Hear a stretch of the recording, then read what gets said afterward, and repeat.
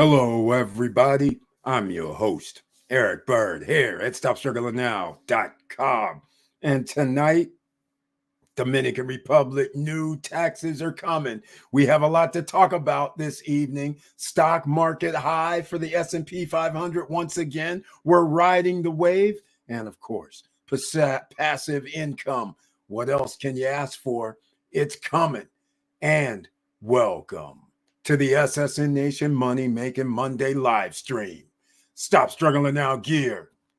Check.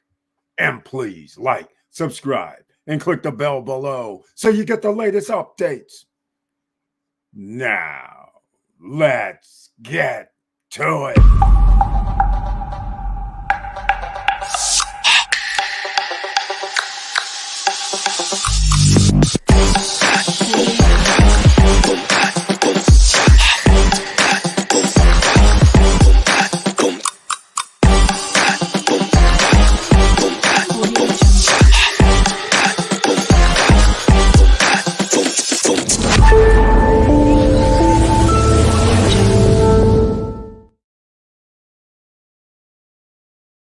All right. Welcome back, ladies and gentlemen. I want to thank you so much for being here tonight. And always, please share the videos. You know why? So other people can find out about this information, especially if you plan on investing in the Dominican Republic.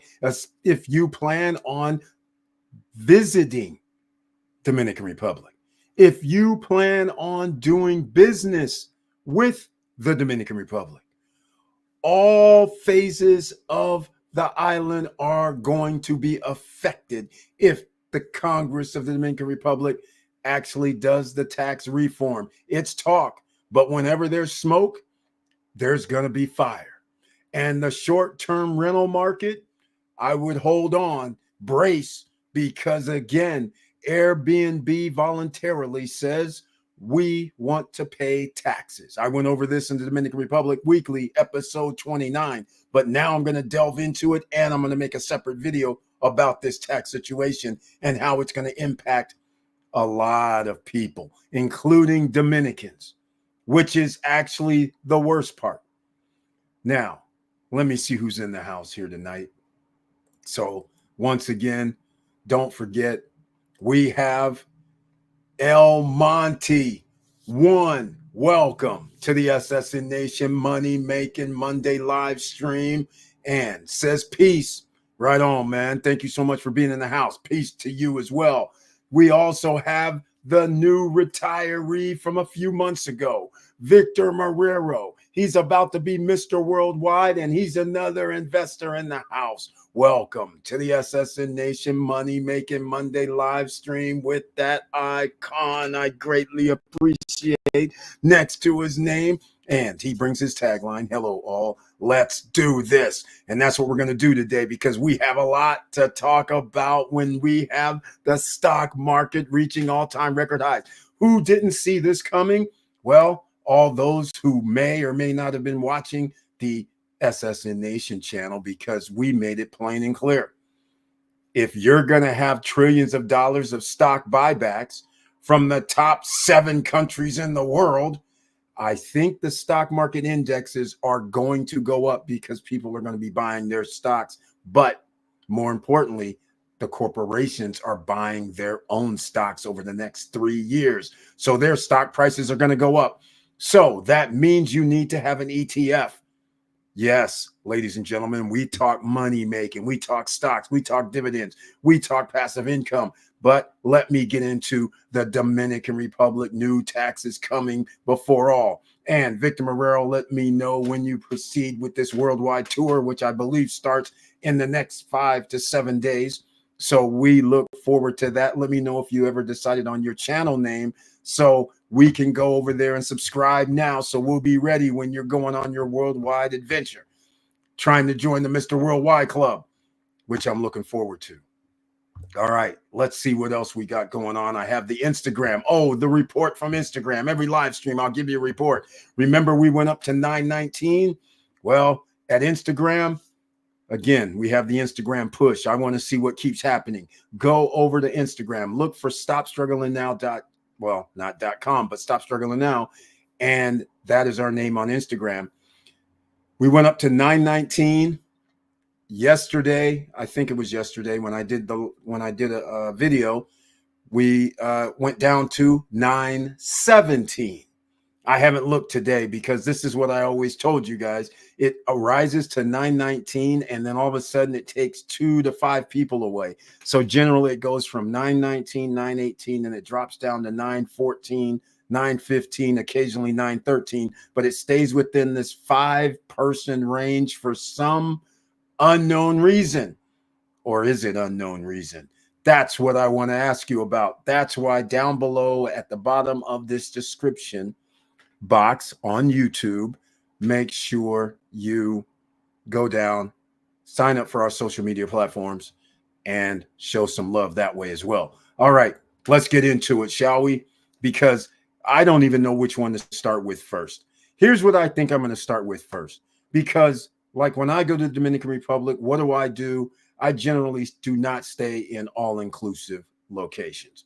I generally will stay in a residential neighborhood or neighborhoods. So therefore, I'm looking for the grocery store.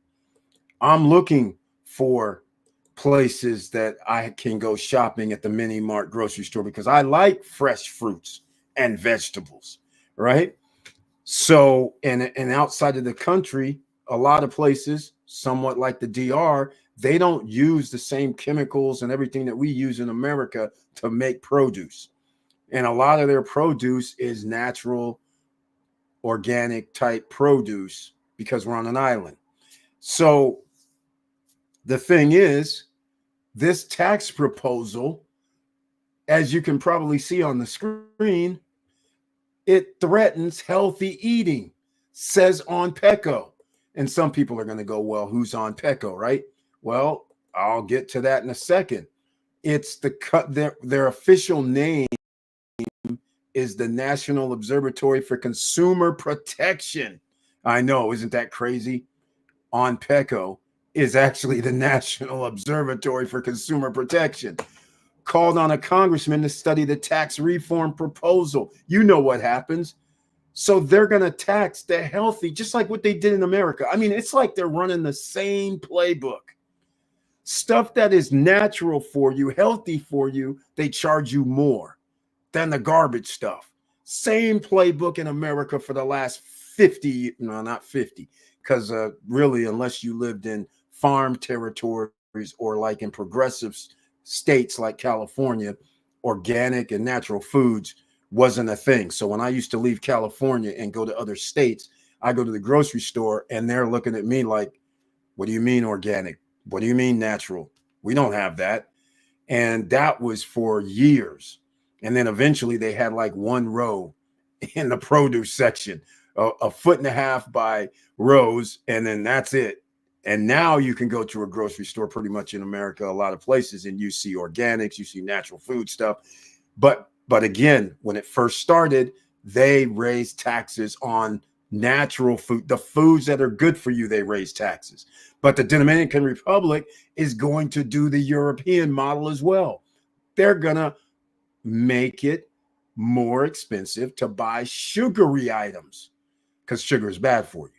So I thought that was cool because that's also another way to do it. But here's what it is. Look at this. Okay, so like yams, and they're talking about it here. I'll skip down. On PECO points out that a product such as sweet potatoes should never be taxed due to its high nutritional value, as should other tubers such as yams, washia, and potatoes, from which only cassava is spared. See, this right here is the problem. Because yams, sweet potato, they're not that expensive. So therefore, the high nutritional value that you get is bang for the buck. Now, all of a sudden, you want to start charging extra. Of course you do. But look at this. The observatory recalled that the consumer population is not only fed by bananas, rice, milk, chicken, eggs, bread, and the only products that will not pay ITBUS or VAT is they have renamed the consumption tax. Oh, here we go. They're doing a mix of a model. if they include a consumption tax, man, that means, yeah, in America, a lot of places you don't get charged tax for certain a lot of food items if you're in the right state. I'll just put it that way. But this is crazy. This is crazy. Except for the exempt products mentioned, seriously, only like 5 or 6 things. Everything else will pay taxes, including garlic, onions, chili peppers, vegetables, sour oranges and juice, sour lemons, grapefruits, and all fruits and vegetables. What? This distances the population from a healthy diet and especially from food security and sovereignty.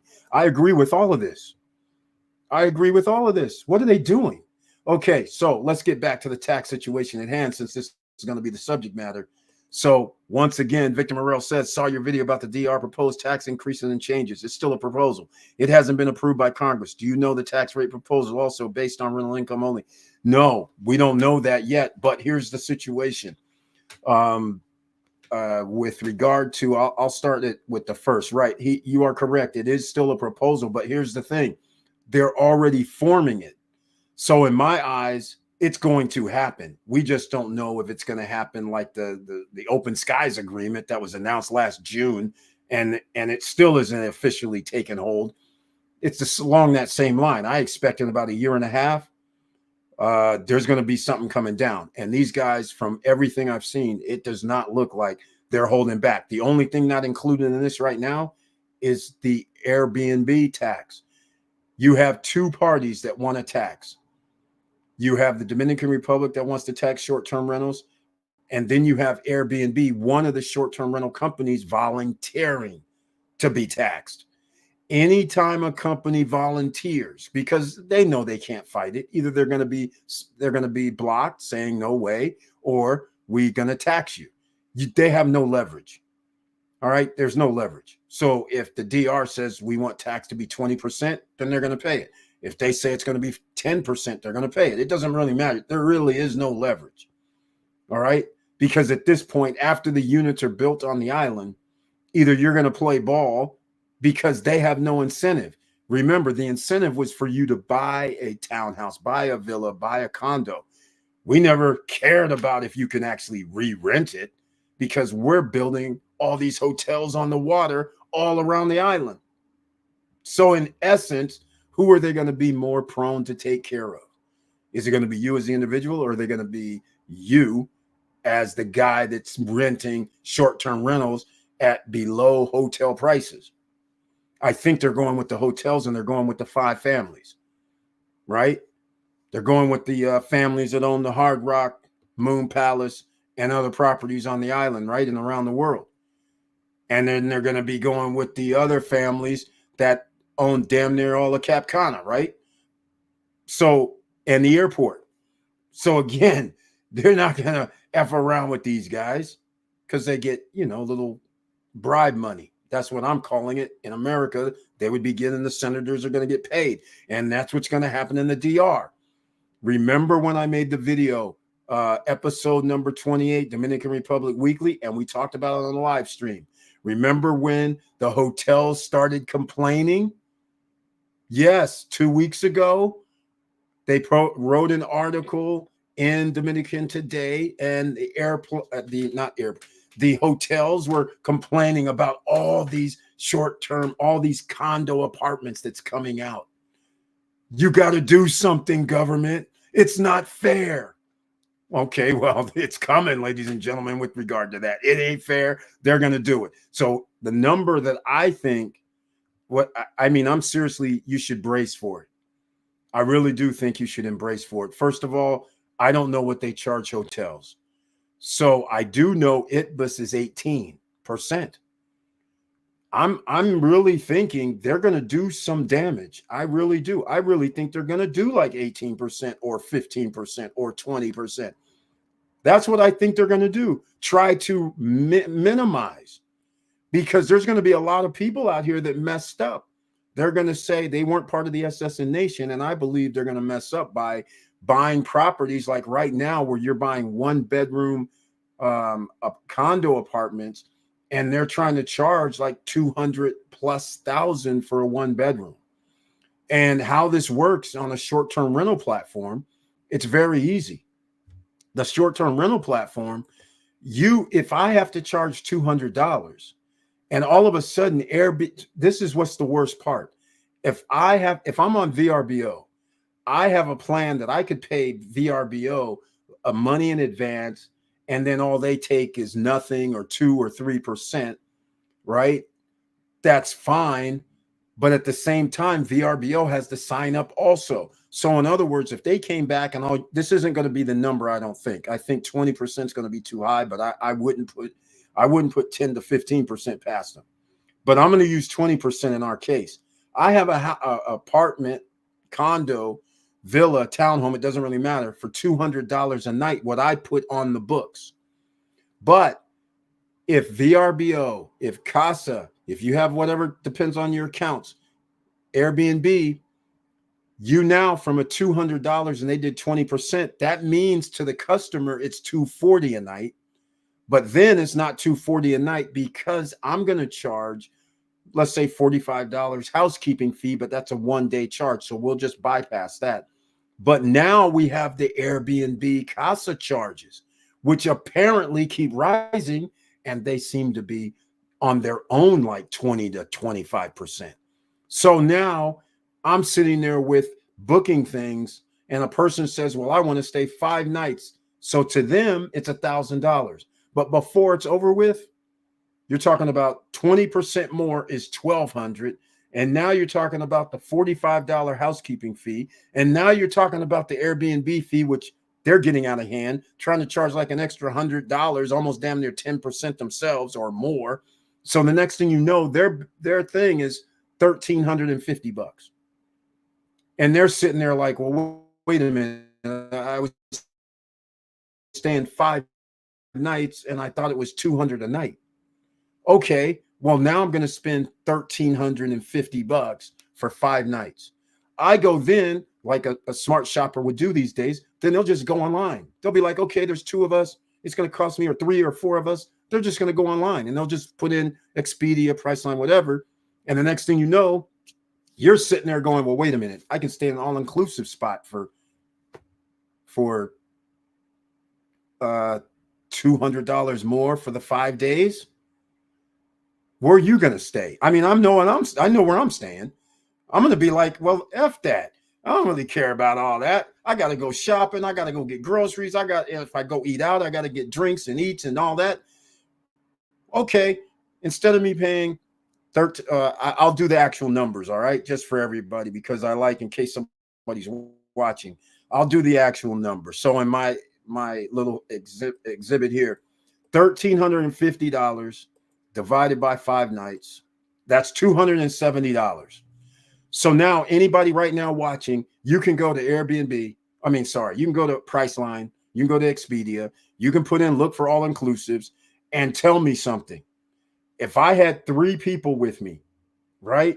Or 2, it doesn't really matter, because this right here is going to cost me, no matter what unit I'm staying in, for our example, $200 per night, right? So now I sit there and say, okay, let me go look. In fact, you know what we're going to do? We'll just do it, right? This is what we do here, ladies and gentlemen. So it's real. We don't mess around like this. Let me pull up an Airbnb. All right. King J 7118. I see you on Instagram. Thank you so much, everybody. Whoever's at Instagram, make sure you follow, please. I'd greatly appreciate it. All right. Let me go over to I'm just going to go to Priceline, make it easy, right? We're going to go check out Priceline right now. We'll get there in a second. But I'm going to ask you guys who are here, make a comment down below. I want you to tell me if the price is $270 per night, and then all of a sudden somebody tells you, oh, it's going to be $395 per night. All you can eat, all you can drink. You're at the beach, and you got maybe a show, maybe you got a water park, maybe you got a bunch of loungers. I don't know the extra things, right? But let me show you what I'm talking about here.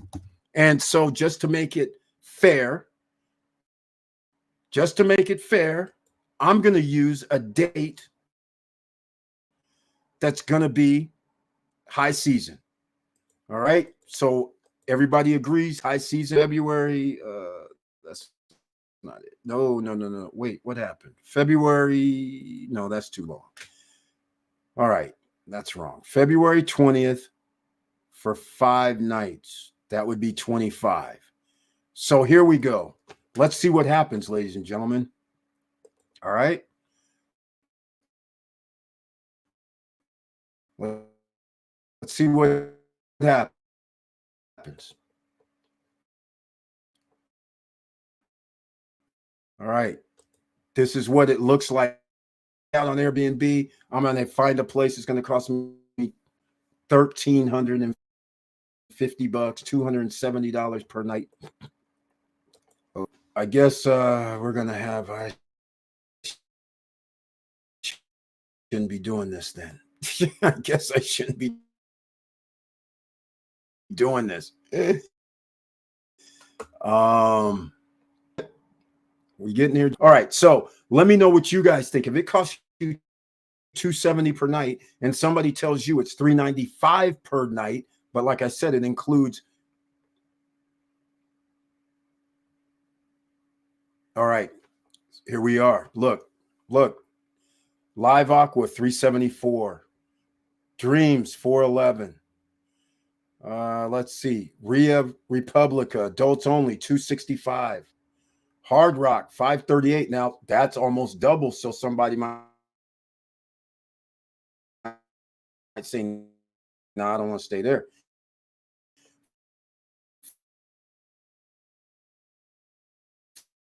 $481, $377. Bavaro Princess All Suites. See, this is only $100 more per night. Let's see if there's only those, because if we see that it's only those right now, my goodness, talk about high occupancy rate for February 20th. That would be incredible, wouldn't it? That would be incredible. All right, so let me see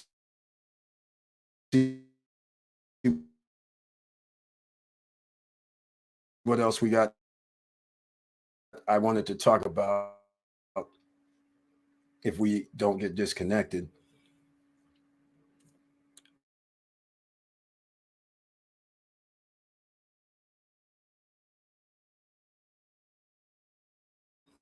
All right, Paul Castillo, welcome to the SSN Nation Money Making Monday live stream. He's another investor that has joined us in the house tonight. Thank you so much for being here. And Paul Castillo with the icon, I appreciate it. I humbly appreciate it. And he brings his tagline, good evening, SSN family. Still on recoup mode from Hurricane Milton. I'm glad you made it through safely, man. Tampa area was hit hard. Yes, it was, man. So I'm glad. I hope you and your family made it safely after, during, and after that horrific situation going on, man. So hopefully everything's fine. But I'm very, very happy to see you here. And you are another investor that's in the house. All right. So here's what we got, ladies and gentlemen. Check this out. Look at this. Okay. So, well, this is interesting. What's this price break? 57? Come on. Waterfront casino, free parking, all inclusives. Wait, did something happen? This is February 20th through February 25th. Okay, this is insane right now. So again, this is what you're going to have to live with. If you over purchased above the recommendation by the SSN Nation, you're going to be in a situation where you see right now, people are looking at 265. They're looking at, even if you said, I want to stay over here at Nickelodeon, 481. But again, how much does it cost you to eat every time? It's starting to get expensive. And the point about the taxes is the food costs are going to rise. They're going to be taxed. That means the restaurants are going to be taxed as well when they go buy the food. So that means the food prices have to increase. Now, when you start getting like American prices where an entree might be $30 a person and 2 drinks, and you're damn near at $90, I mean, you're going to have a problem sitting there thinking, well, if I go eat dinner, we're probably going to spend over $100 easily. We're talking about in the future when they do what they're going to do with the taxation. So the next thing you know, you're like, we're going to eat twice a day. So you can already start figuring out, okay, we're going to spend like $250 to $300 a day just on food, potentially. So now you have to start thinking, why am I going to stay at the condo for $270 when I still got to go shopping? I still got, if I want drinks, I got to go to a bar and restaurant. Why don't I just stay over here? If it costs me $270, why am I going to be afraid to spend $377? I'm not. Or $315 at Royalton, Splash, Punta Cana. I don't know the all-inclusive there. Look at this, Lopasan, which just by the way it looks, I like. Ocean, I don't know where this one is. Ocean El Faro Resort, 309. I don't know. Catalonia, look at this, 338. So I don't see how you're just going to easily be able to just go, and this doesn't include taxes though, by the way. So now you're going to be, the price is going to rise, but let me do it this way. Let me see if this kind of shows it. We'll see. All right, 411 times 5 is 2,000. Okay, that's okay. This is only 1,083. Okay, this is 2,200 after the tax. So now we're well off 1,350. It's almost double. 1,564 at 265. See, this is where you're going to come into a problem. People are going to be like, well, why don't I just stay over here? And I get all I can drink, all I can eat. And yeah, the drinks may be watered down and whatever else. The food may not be whatever, but you don't have to fix it either. 2,200. 1,575 at Royalton Splash. I don't know any of these. 7.1 rating. 2224, way much, a lot more. 2,000, a lot more. 1,782. I think, yeah, we're spending 1,782 for sure. If it's going to cost me 1,350 overall, it's going to cost me an extra $400. I'll spend that in 5 days. So that's easy. Oh, this is crazy right here. Grand Sabrinas. So there's a bunch. Walla Bavaro. I didn't even know. Yeah, 6.2. I don't generally like to stay at under 7 point something, but okay. 286, 18. So persons will pay the extra $300, $400, $500 to stay. $100 per night on average. Hell yeah. I'm staying at the all-inclusive. I'm not going to mess around. We'll just stay on the beach, eat, drink, be merry. All right. Let me know what you guys are thinking about this. The proof is in the pudding. That's prime time. Imagine what it's like during low seasons when I can't charge $200 per night for my condo, whether it's going to be a one bedroom, which I don't really know if you can charge $200 right now for a one bedroom, or a two bedroom. That's going to be a problem. That's going to be a problem. So just keep that in mind. All right. Victor Morrell says, it seems they propose this same thing every year, but this time around, there's a lot of noise and pressure. You have to make your Airbnb property unique or the inclusive resorts will eat your lunch. And again, Victor Morrell, they're going to eat your lunch because, again, they're going to, that's why I'm fearful that they're going to make it 15 to 20% to combat competing against the hotels, making it where they want the hotels to fill up first. Because in high season, they are like 90%, 95, 96%, and 100% in some cases. So that's what they're trying to do. Make the hotels fill first, spillover goes to the short-term rentals. But see, when you have the short-term rentals in play, some people will say, well, I don't want to spend $2,500 for those 5 days. I'm going to stay over here for the $1,350, right? And then you say, okay, then they find out it's going to cost them like $150 to $200 per day anyhow. So now you're still at an extra $1,000 and you find yourself at $2,350. I mean, it's how it's going to go, right? But the point is, they would rather do it that way than reverse, than having the $200 per night at $1,350. A lot of these other places have to be like $1,800 and up, $1,500 and up. So people may book these short-term rentals before they would book the all-inclusives. All right. So now you have to think about the other side of this. So if I start taxing you on the food, now the food prices at the restaurant is more. So there's no advantage for me now to go say, okay, I'll just stay at the condo. So now when I go eat at the restaurant, it costs me more. And if I go get groceries at the store and cook it myself, it costs me more. That advantage is for the all-inclusive hotels. Because remember, every time I have to take additional money out of my pocket, people are, running in and going, well, damn, I could have stayed over here if I knew I was going to have to spend an extra $150 to $250 a day.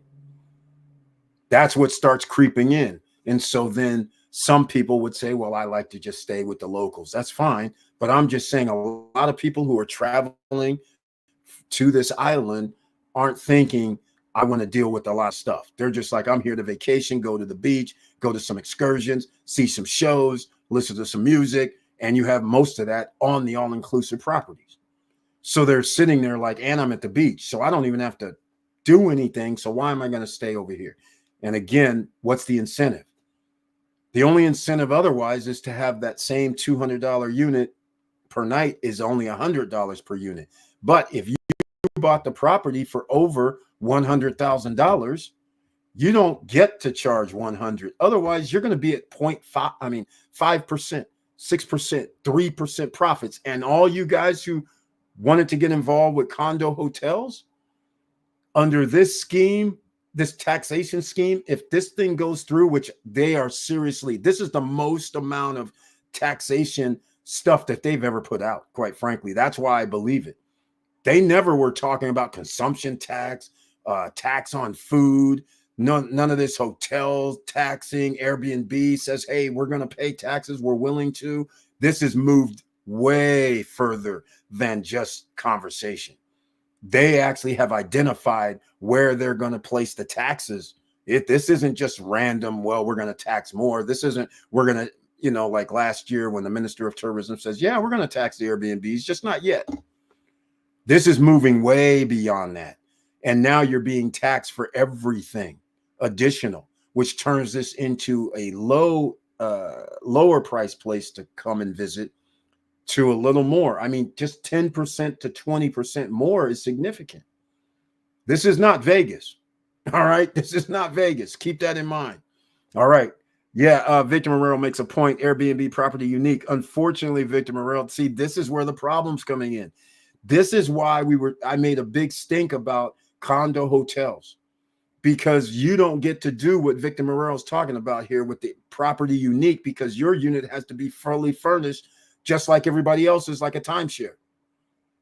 You don't get to go out here and say, oh, well, I'm going to make mine special so I can get more money. You don't get to do that. And then in some other cases, like Cruise on Land, you do get to do that.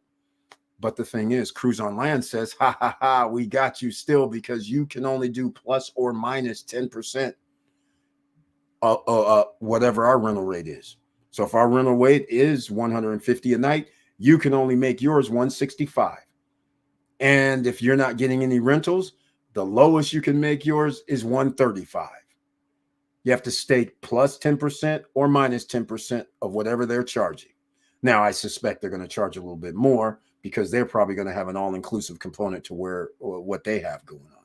But the fact of the matter is, individually, you have no advantage, except 50% of your revenue is going to be gone, probably, because they're turned into like a condo hotel management. It's crazy.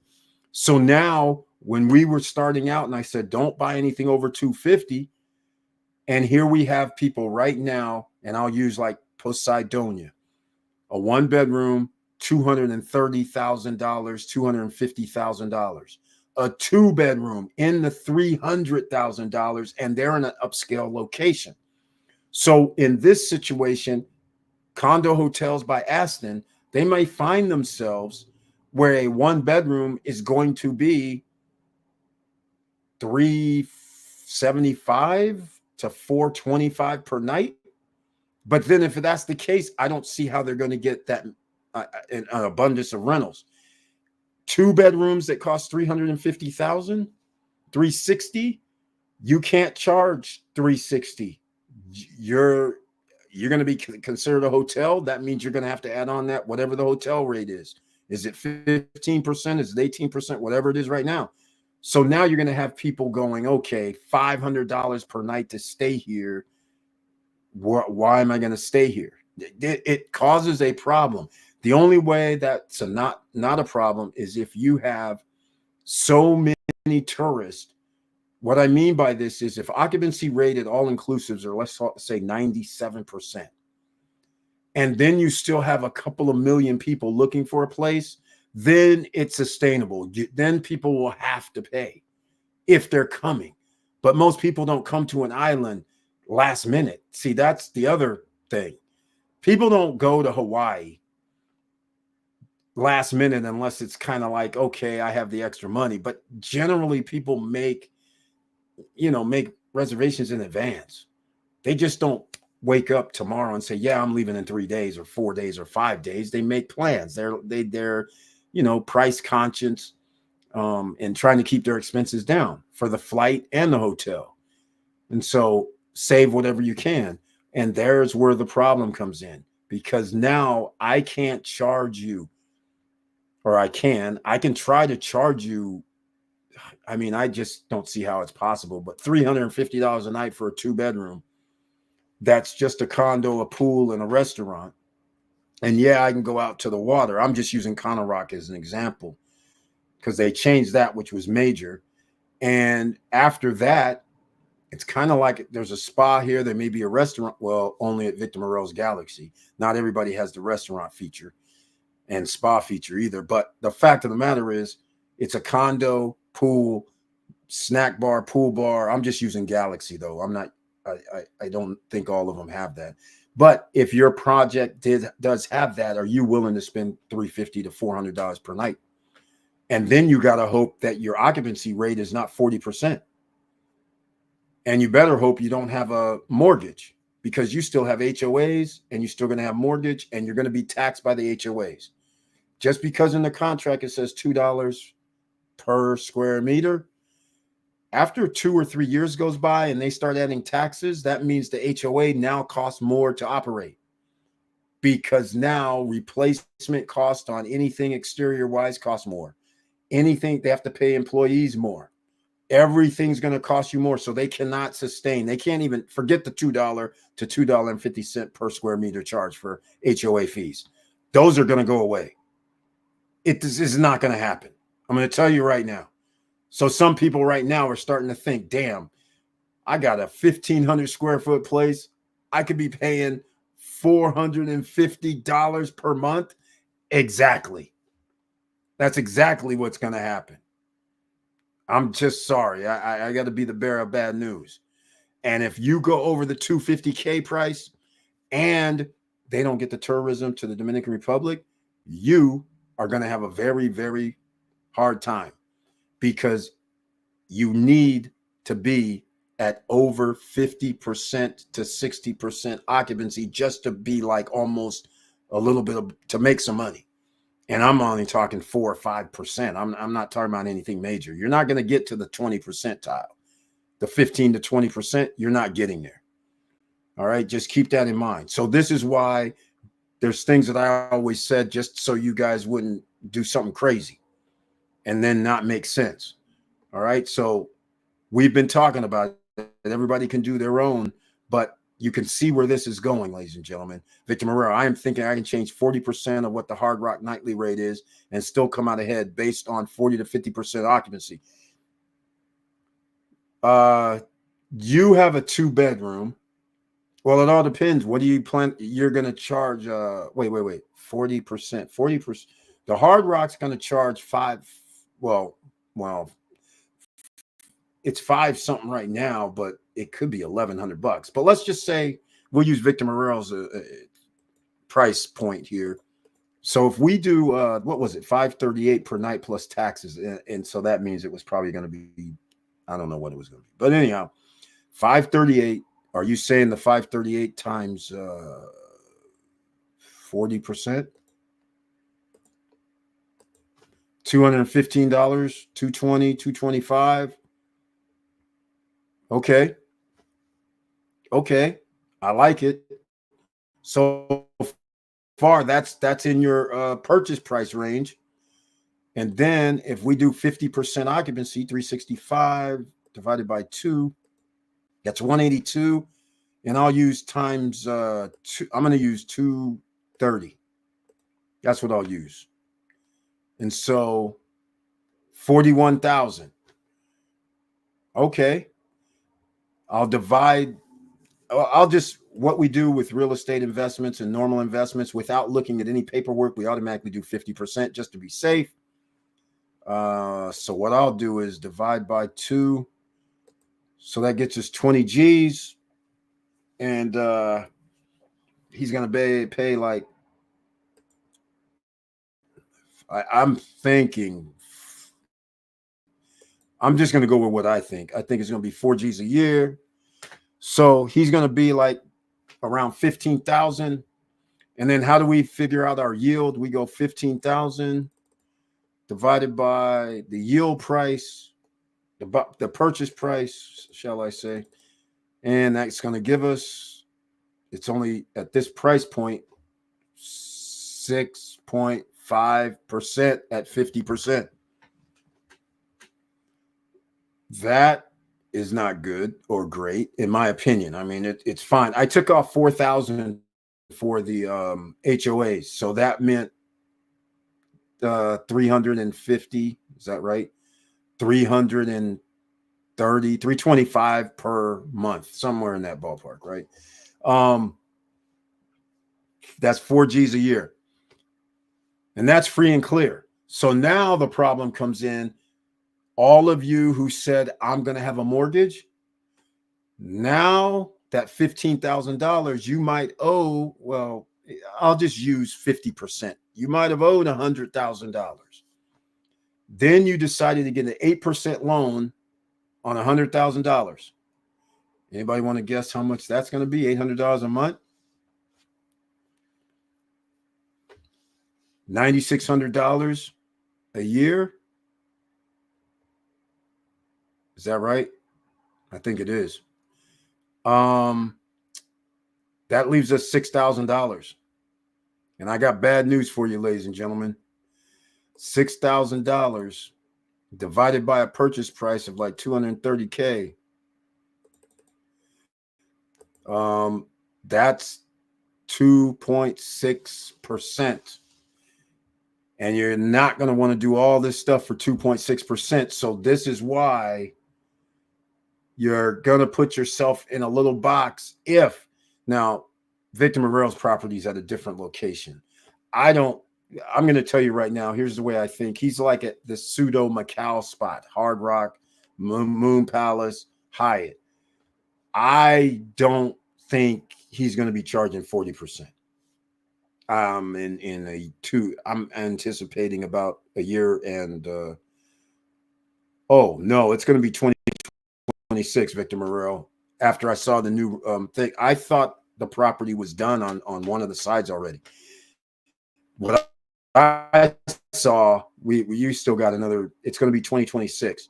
But my point I'm trying to make is for everybody at Connor Rock who has a nice property and how close he is, I think you're going to be able to charge more than 40%. All right. I think you're going to be able to charge way more than 40%. I think you'll be fine. All right. I think, 50%. I think you're going to be able to charge more like 60% at least. And then that's going to make a big difference.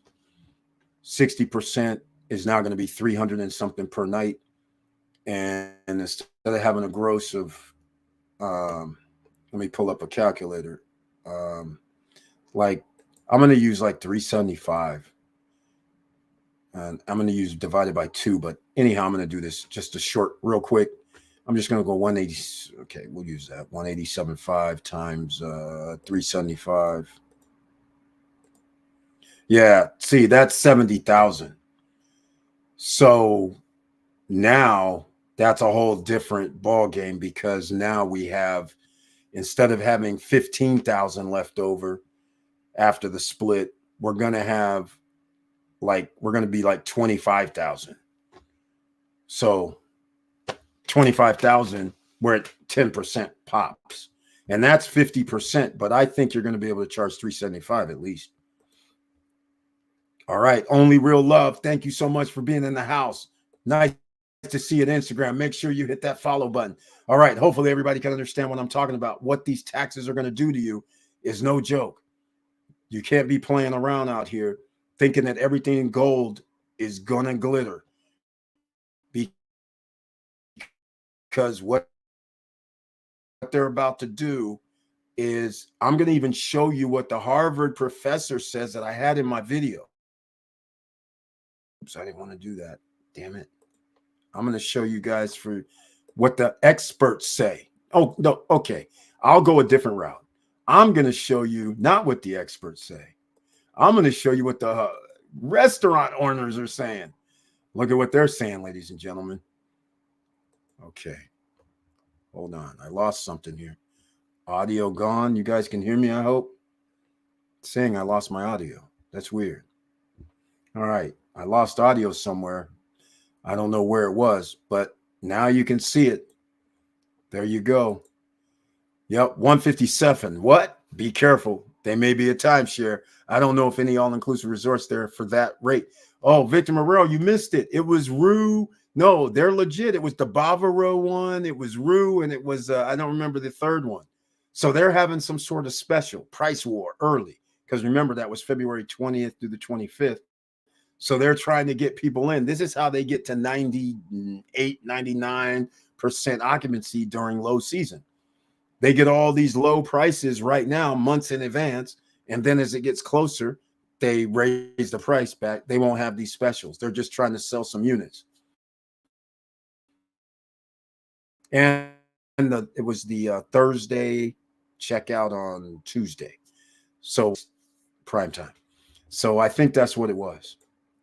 All right. When it comes to short-term rental, after all these taxes and HOA fees, I don't think there will be any money left on the bone. Exactly. Also, more renters will consider all-inclusive resorts instead of Airbnbs. Exactly. I agree with you, Paul Castillo. But see, Paul Castillo, you bought at the right price at Larimar and Cruise on Land. Your things are under 150 G's. So, I mean, you're going to be fine. I don't think you're going to have anything to worry about. Because it's going to turn into a situation. You have all these amenities whenever they're built. You have all these amenities, and you're going to be able to. You're going to be able to charge well more than 150 a night, because you're one of the.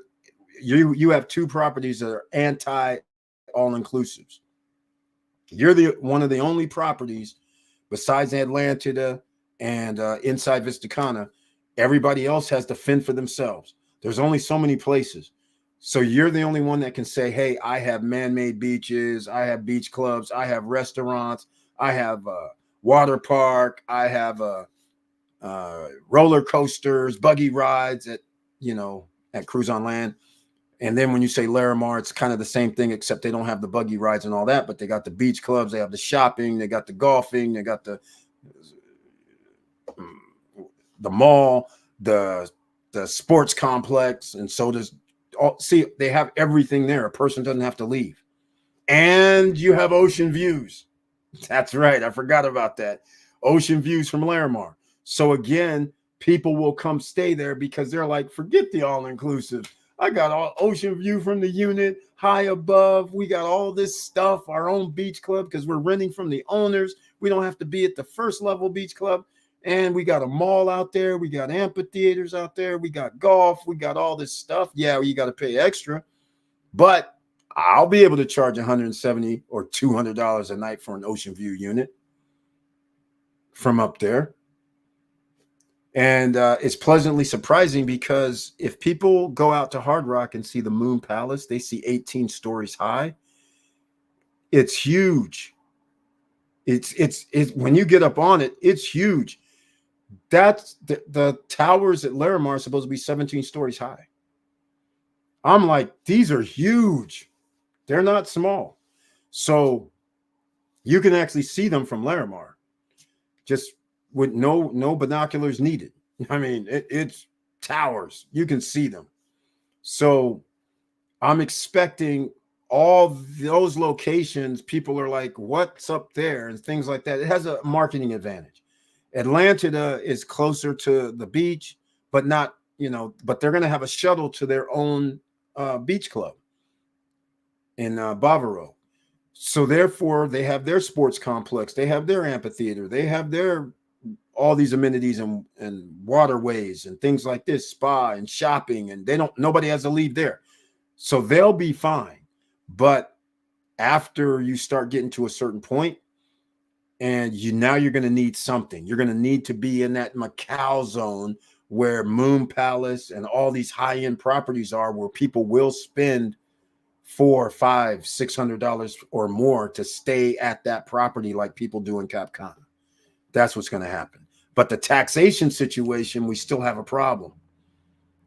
Here's the problems. You don't know what this is going to cost. See, the restaurants are already saying, and restaurants owners foresee cost increases with tax reform. And just what we already said, we went over, it's going to cost more money once they tax the food.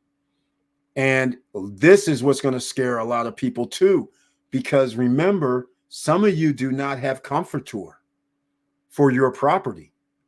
And guess what else? They're going to bring out the hammer, I believe. This is effed up.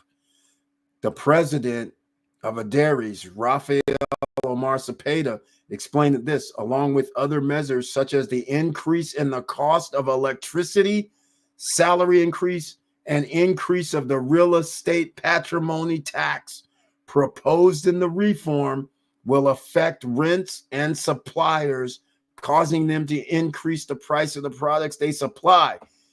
Ladies and gentlemen, there is no comforter for your ass. If they do this, I don't know what the IPI is going to be, but I don't really care. If it's 5%, that's still going to be 5% more than what you anticipated to pay. It's not no 1%. Remember, the tax for real estate was 1% above like 100 and I think it got up to 170,000 right now. They might be not allowing it. So all those who have comforter, you might be fine, but everybody else, you might not have that 1% anymore over 170, 180,000. Imagine if they came back and said, oh no, we want 5%. No, 5% is a lot. Let's say it's like in the States, 1.5, 1.3 over your balance. So people who have a $200,000 condo, your property tax fee could be $2,500 a year. And so I don't know what they're going to base the value on, but all I'm saying is there's a proposal that's going to affect some things. And now you have an extra $200 per month, not from the HOA, but from the government. See how badly this could go for everybody who said, oh, throw caution to the wind. I'm just going to buy something, and they overpay for what they're going to be able to get the rental for. This is why we always said amenities, amenities, amenities. Don't make these mistakes. And this is why, because you have no idea what the government's going to do 5 years, 2 years, 10 years down the line while you're holding property. Imagine, I always use Victor Morrell because everybody who's here knows that he owns at Margaritaville in Orlando. They get exceptional rental rates, right? But imagine if it wasn't Orlando and it was Dominican Republic. And imagine in Orlando, all of a sudden they had these type of proposals coming up. They'd be like, oh yeah, we're gonna add like 10 to 20% taxes on your ass. And you'd be like, wait, hold up, our real estate's going up. Wait, our food prices are going up at our resort. You'd be like, what the heck's going on? And this is crazy. And if you do Airbnb, which could affect the whole these Margaritaville type properties, it could. I'm not saying it would, but let's just say there's something to do with condo, hotel type properties. You never know. They might single these guys out. So you never know what's going to happen.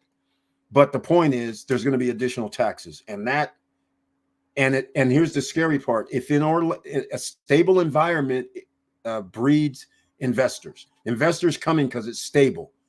Investors get afraid if they know that they invest today and 2 or 3 years down the line, they don't know what's going to happen. And this is the situation that now has happened in the Dominican Republic, because these guys aren't going to resolve this anytime soon. This is going to be lingering for the next, if I go by their usual time frame, this is going to take another year to a year and a half before it's resolved. And people are going to be talking about this for a year, year and a half. And you have to, if you're an investor. We're an investor group here. We have people that invest. We have people that are business owners. This affects business owners. This affects investors. So therefore, you guys have to know, I can't leave you out here hanging.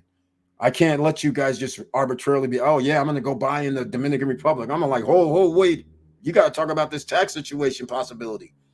Are you going to be able to pay for your unit after all these taxes come that you have no clue about what the percentage is? But I'm going to tell you who does have a clue, which is very, very interesting. Check this out. If you guys missed Dominican Republic Weekly, look at here. Tax reform will cost the population between 10 and 20% of their income. Who's this Juan Ariel? Check it out. The economist and Harvard University professor Juan Ariel Jimenez said the tax reform presented by the government a few days ago will cost Dominicans 10 to 20% of their income. He's not lying. He's not lying. Look at this. Look at this. He's already broke it down, which will spend around 21,861 pesos more on their supermarket purchases next year, because essential products such as pork, beef, coffee, and many groceries will pay an 18% ITBIS. Oh my God. It's like being at the freaking restaurant. This is what you pay at the restaurant, ladies and gentlemen. You pay the 18% ITBIS. Wow. Are you kidding me? Well, they haven't done it yet, but this is crazy. While sugary drinks such as orange juice and malt will now have a higher selective tax. Oh my God. Well, sugary stuff's bad for you, so I'm glad they're taxing that up, but it is what it is. In addition to this, taxes on alcohol beverages will also increase. Oh my God. So you can see the damage that's about to occur, because if they're going to increase taxes on alcohol, that means the consumption at the bars, restaurants, who's this going to favor? Is it going to favor the city, the mom and pops, Airbnb people, short-term rental people, or is it going to favor the all-inclusive hotels who get to buy in bulk? And they already get to buy below even grocery store prices. I mean, seriously, you can see the setup. Will they pass this? 18%? What is this? I just can't believe it. That's why I'm scared of what they will do to short-term rentals. After you read all this, you're like, wait, what is crazy right now, right? We don't know. And that's what I'm afraid of. I'm like 15 to 20%. If they did 5%, I'd call that a win. All right, here we go. Oh, this is even more messed up. If you guys didn't see the Dominican Republic Weekly, here's the real estate property tax IPI will have to start doing so. All right, look at this. I'm going to start it off. In addition, thousands of families who today do not pay the real estate property tax IPI will have to start doing so. Oh my God! Don't tell me they're gonna cancel that thing that they did every year with real estate. If you owned real estate and you bought it for 170,000 and you don't have to pay no taxes, that's crazy.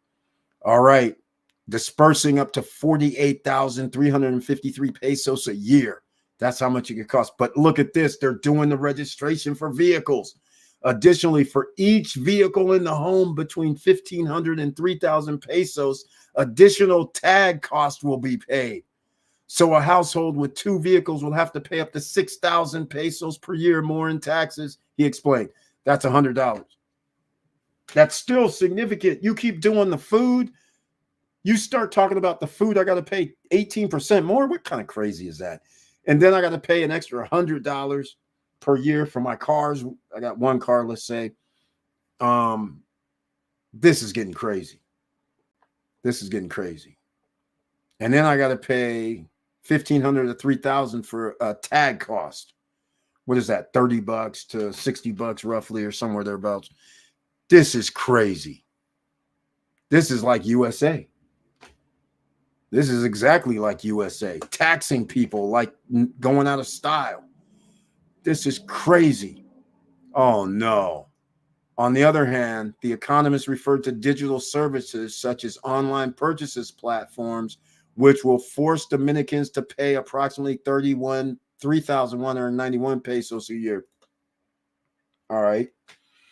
What's that? 50 bucks or something? All right. This is crazy. And so he's arguing a middle class Dominican family will see an increase in their expenses of between 54,000 to 103,000 pesos next year just because of tax increases. Wow. Wow. That's significant for Dominican Republic. That's significant. And I won't even get into this. You know what? This is so disgusting. When I read this, I'm like, man, people are in for a world of hurt. There's just no way around this. It's going to be a massive problem if they implement all. Can you imagine they come back from Congress and go, we're implementing every bit of these things that we're showing, every bit of it.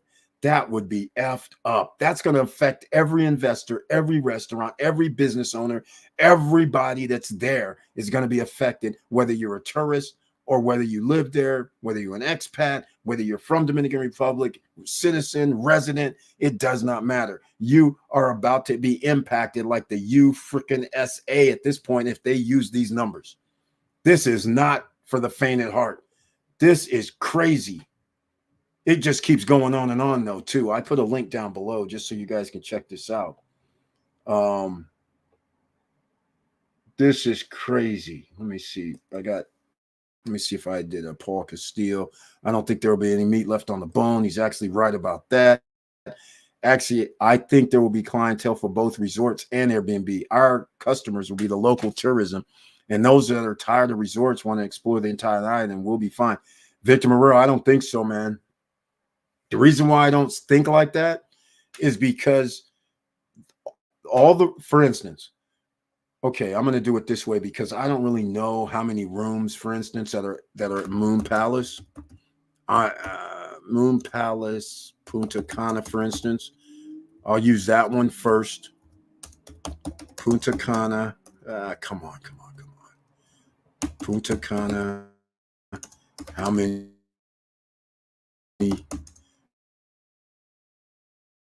rooms? I don't know how. King J 7118 on Instagram. Make sure you guys follow, please. We're doing an experiment. We went up to 919, then it dropped down to 917 yesterday. I'm going to drop a video tomorrow talking about the tax reform that the Economist is talking about specifically as well, so people can understand this is not just stopping for the first part. This is the whole island's going to be affected. There's just no way around it unless they're going to give business owners incentives. What do I mean? Tax cuts and tax breaks. That's what America does. That's what Europe does. That's how the world does it. Again, that's going to mean you're going to have a wealth gap that's going to be even further apart. I do not recommend such a thing. All right, let's see what we have here. Shall we? Moon Palace. See, Victor Morero, Moon Palace has 3,350 rooms. Oh, more than that, including 1,250 that were added later. So now they're going to wait. Okay, 3,350. And they're going to have 20 restaurants, 7 pools. Oh my, a water park, a casino, a convention center. Yeah, and Moon Palace is going to be pricey, ladies and gentlemen. It's not going to be cheap. But the point I'm trying to make is that's 3,350 rooms at Moon Palace. Oh, okay, that's fine. But now ask me, what's the Marriott at Uvero Alta? Is that it? Let's see. There's a Marriott at Uvero Alta. Is that the JW? I don't know what they're going to call it, but that's 300, or Hyatt. I think it's Zalari, something like that. Another 375 rooms in Cap Cana. but there's going to be a Hilton next to Moon Palace on the other side. So let's just, I don't know what, oh, they call that Macau. I forgot. Let me go look. So that's 375. So we're already going to be at 4,000 more rooms in the next like 2 years. Let's go see the Macau property. I can't remember all the hotels out there.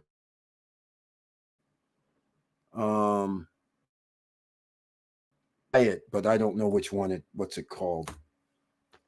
Is it the Andaz? Yep, it is. I found it. 791 rooms, which is crazy. So now that's 800. So we're going to be at roughly 4,200 new units in about, well, the Hyatt's not going to be for like another 3-4 years. But this is what I'm saying. The hotels are all building all along the whole place. I mean, there's so many of them. Ocean Bay is not one. I'm trying to think what's around Bavaro and things like that. But that's what I think is going to happen. It's going to be like you're going to keep adding thousands of units of hotel rooms every year, which is going to outpace. You're not going to be adding thousands of condo purchases after they implement this tax situation, because everybody's going to be like, I can't make any money unless I pay. Well, if I pay full cash off the table and take this risk, am I going to spend $300,000 for a 1-bedroom and try to rent it out and then not know if it's going to rent at 60% or 40% or 30% or 70%? Right now, the highest rental rate is in Los Corrales, El Cordecito at 71%. That's it. After that, everybody else, it starts sliding down, and it goes down to 40% just for the province. 41%, 40% is for the province of La Altagracia. So even though Bavaro or Los Corrales El Cordecito gets 71% for the studios and 1-bedrooms, you get a 2-bedroom, it drops to 60%. And then after that, that means the other places, some are 20%, some are 10%, some are 40%, some are 50%. There's a big gap. And so that big gap between Los Corrales El Cordecito and the other places, you don't want to be caught up with just having a condo, a pool, and a fitness room and buying something for $200,000-300,000. And it's not priced. You don't get a 2-bedroom for $200,000 anymore. 2 bedrooms cost more than that now. So you're going to have to spend $240,000, $250,000 and up just for a pool, a condo, your pool, and a fitness room. Never mind a place that has amenities. So this is where the problem is going to come in. And that's what I believe. And the other question is the Dominican Republic going to be able to add an additional 5 million visitors by air in the next 3 or 4 years? That's the question. And then after they reach that 14 million, can they get up to 18 to 20 million? Because remember, Punta Bergadin, Vin Diesel's little project out there that's going to be movies and all that, they're planning on adding thousands of hotel rooms there. Remember Michi's? They're adding thousands of hotel rooms there. Remember Jarabacoa up in the mountains? They're adding thousands of units there. Remember down in Santo Domingo? They're adding thousands of units there. You're going to have the customers for this. And the only way you can have customers for this is the all-inclusives have to maintain their 90 to their 83% occupancy throughout the year. But what that means, though, is how are we going to, when you add an additional 5,000, 10,000 condo projects, villas, and townhouse units on the island, is it going to be sustainable? When people are going to be looking at all these all-inclusives and be like, yeah, I'm going to pay $450 per night. I'm going to pay $500 per night because they're on the beach, they're beautiful, they're brand new, they look so awesome. So that's what I think. Victor Marrero's optimistic. He's always optimistic. You have to do all you can to not have a mortgage. I know that's what it's looking like. I would refinance here in the USA and take the cash with you to closing. That's right. If you have assets in America, that's very good advice right there. That is the advice, quite frankly, because otherwise you're going to be left out in the cold, ladies and gentlemen. I'm telling you right now, don't play around. This is what we were talking about from 4 years ago when I was telling people certain things and they were like, why does he keep saying this? Why is he? Because you know what's going to happen. They're building all these units. You go by your condo, villa, townhomes, whatever. And then the next thing you know, they dropped a hammer after they done sold thousands of units. After they sold enough units, now they're going to drop the hammer. And then now all those people are locked in. And they didn't put in the taxes or added in any way thinking, oh, yeah, I'm just going to pay $2 per square meter. And that's going to be my HOA. And I think I can, the real estate agent is telling me I can rent this at 70% occupancy rate. And they're not in Los Corrales, so, they give them some nonsense. They give them the hotel rental rate of 83% annually. And then it's not really 83% annually for short-term rentals. And that's where people are going to get caught. But the early people are going to be fine because you could buy a 2-bedroom at $120,000, a penthouse for that matter. You could buy a 1-bedroom for $70,000, $80,000, $90,000. So you're going to be fine. You can rent for $90 per night, plus you can absorb the 18% or 15%. You can charge $105 a night. You can charge 80, 90, 100. So you're going to still be in your ballpark. The problem, though, is that now when your customer and when you stay there, now going to the grocery store costing you more money. And there's going to be other things that's going to cost you more money too. Your HOA is probably going to go up as well. So all of that's going to come into play, and you've got to hope that the DR, Ministry of Tourism, can continue to bring all these people here. All right. Okay, here we go. The professor pointed out that the increase in ITBIS could be avoided by reducing unnecessary public payroll and losses in the electricity sector, reducing the cost of government advertising, and eliminating parties and government events that's saving nearly more than 205 billion pesos a year. Yeah, okay, man. Come on now, stop this. You got people out here grandstanding on the people's dime. Let's get real. All right. Okay, ladies and gentlemen, if you guys want to join me and a few people of the SSN Nation, go over and join us on our SSN Lifestyle Punta Cana Investors Forum, December 2nd, 3rd, and 4th. No, I should explain. On the 2nd, we go see attorneys. So everybody gets the lay of the land. You ask your questions. The price you pay does not include the airfare nor hotel. That is going to include when you get there, we're going to pick you up every day. Stay in Los Corrales areas. The recommended situation is generally cheaper to stay. They do not have downtown built. They don't have any other locations really built up where there's going to be restaurant, bars, nightclubs, casino, beach, and all that within 5 minutes or less. All right. So for now, that's the spot. So 2nd, we go see attorneys. The 3rd, we're going to go around and check out whatever the latest and newest projects are, whatever we'll be gone all day. Not all day, but from 10 a.m. we'll be gone. 10 a.m. and then we'll go around to whatever the time takes. We sit at places. We'll have presentations. People will talk to us. We'll see some things. If you want to buy something, okay, fine. But if you don't, at least you know where the lay of the land is and what things look like. So then on Wednesday is now going to be more catered toward banking, because you're going to have to understand, if you decide to do anything there and you need financing, you better talk to the bankers. Because in May, when one of the loan guys came to see us and he told us something that was so wild, I couldn't believe it, for their bank, Banco de la Lopez Oro, he said 8.5% fixed loan for 1 to 5 years, depending on whatever loan you got. But then he said after that, adjustable rate loan that could be 12.5%. And not only that, after the scary 12.5% adjustable rate loan, he then said it could be adjusted monthly. I was like, oh my God, are you serious right now? Your mortgage could change monthly? I was like, yeah. And he's like, yeah, but some other ones, it's like every 6 months or a year. I was like, go either way. That's crazy. 12.5% is crazy in itself. Can you imagine having a $50,000 loan that you had left over on delivery And they go, yeah, 12.5% adjustable. And what does that mean, adjustable? You mean I could be paying 13% at some point? I mean, this is crazy, right? And then they'll say, yeah, we do the, what was it, 20 years, I think. He goes, yeah, I'm sitting there thinking in my head, how are you going to do a 12.5% adjustable, whether it goes down to 11.5 or 10%? That's still crazy.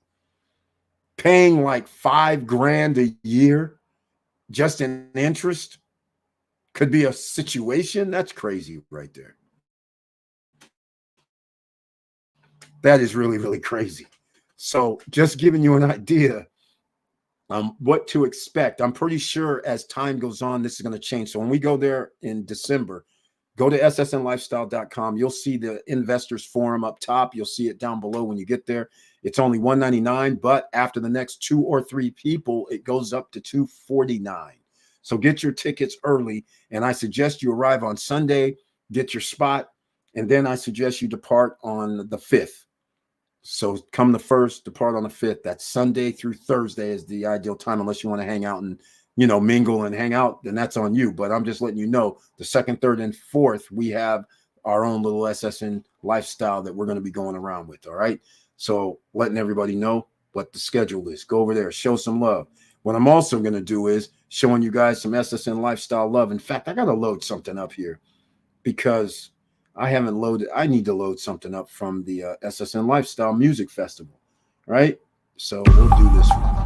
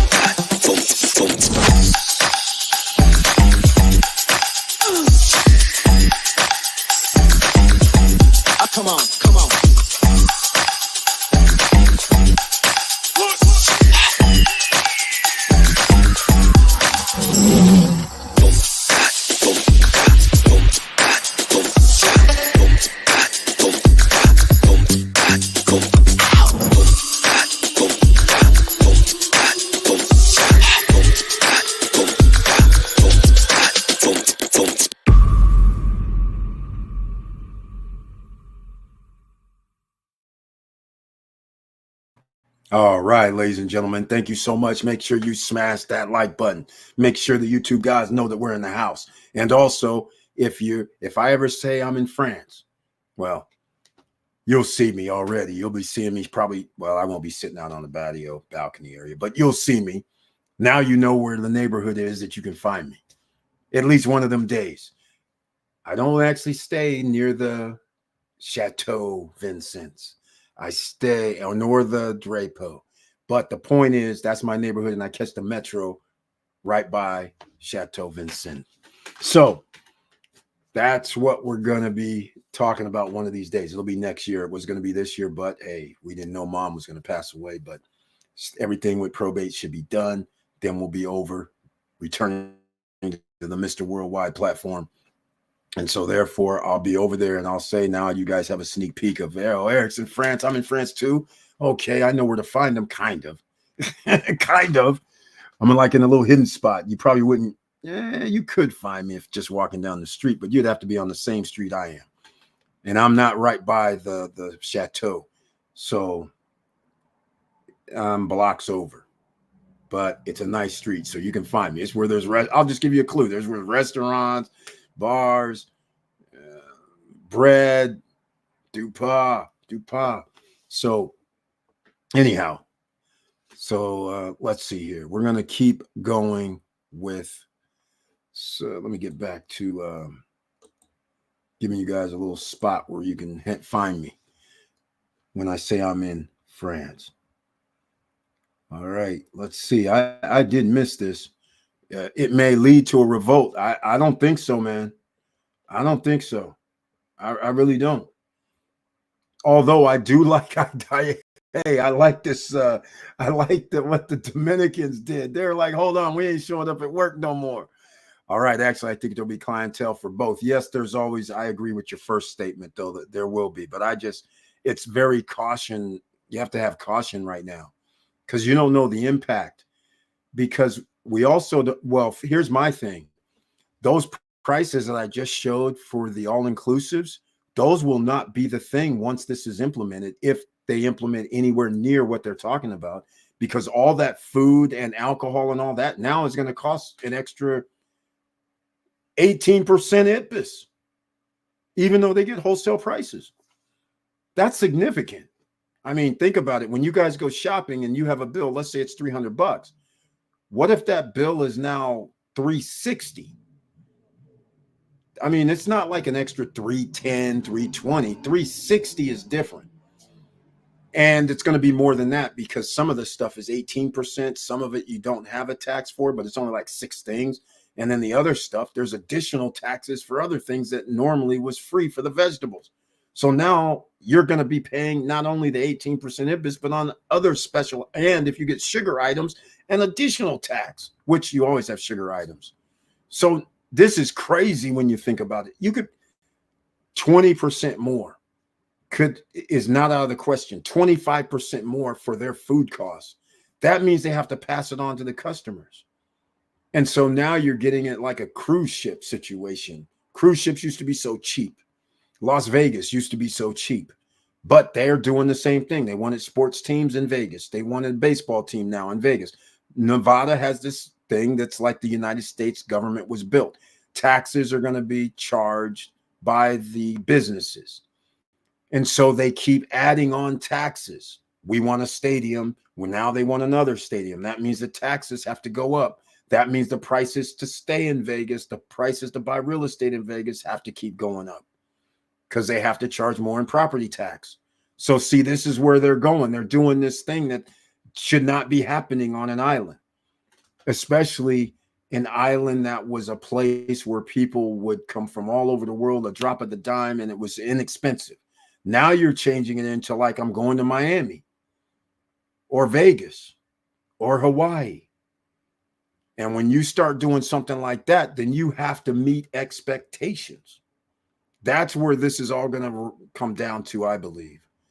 But everybody who's already invested, you guys will be fine. You have to do all you can to not have a mortgage. Oh, yeah, I did see this. I would refinance. All right. Sleepy Time PM. Welcome to the SSN Nation Money Making Monday live stream. I thank you so much for being here. Just got in. Thank you so much. Glad to hear that. Glad you caught us. What's the new taxes, brother? All right. You've been here a while, so you already know what they are. We've been going over it. So hopefully you saw that. Sleepy Time. Are people with the Confortour law affected? They haven't said anything about the Confortour law being affected. But I have bad news. They're talking about, in fact, I didn't bring it up. It should have been here somewhere. They're talking about taking the Confortour law away. Yeah, man, this is going to be wild if that happens. Here you go, Victor Morero. Look over here. Oh, wait, is this in? View tab. Let's see. Oh, man. Yeah, there we go. Here we go, Victor Morero. And everybody else. You just asked the magic. This is what we were talking about earlier. I didn't realize it was on the screen. Look here. RIA just relaunched this Punta Cana all-inclusive resort with nearly 1,000 rooms. So this is interesting. Hurricane hole effect in Dominican Republic. I don't know what that means. But yeah, there's something that's going to happen. I'll have to bring that up and talk about that. Especially, let me see if it was on the tourism. Is it under the tourism tab? I think it might be. I'll bring it up because there was something on the Confortour which I forgot all about. You're right.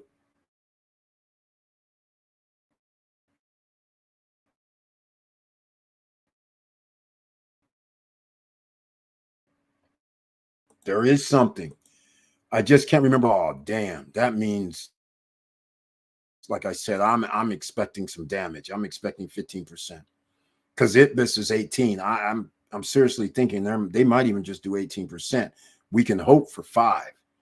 But again, everybody is going to be in trouble if they bought these at a high price. Like I said, they're selling 2-bedroom units at Moon Palace, Solia, $500,000. And the 2 bedrooms, okay, they're 1,500, 1,600, 1,700 square feet, but $500,000 on the Moon Palace property, which is apparently is going to have a water park, which is, I figured that, right? It's all inclusive, but nonetheless, that is wild.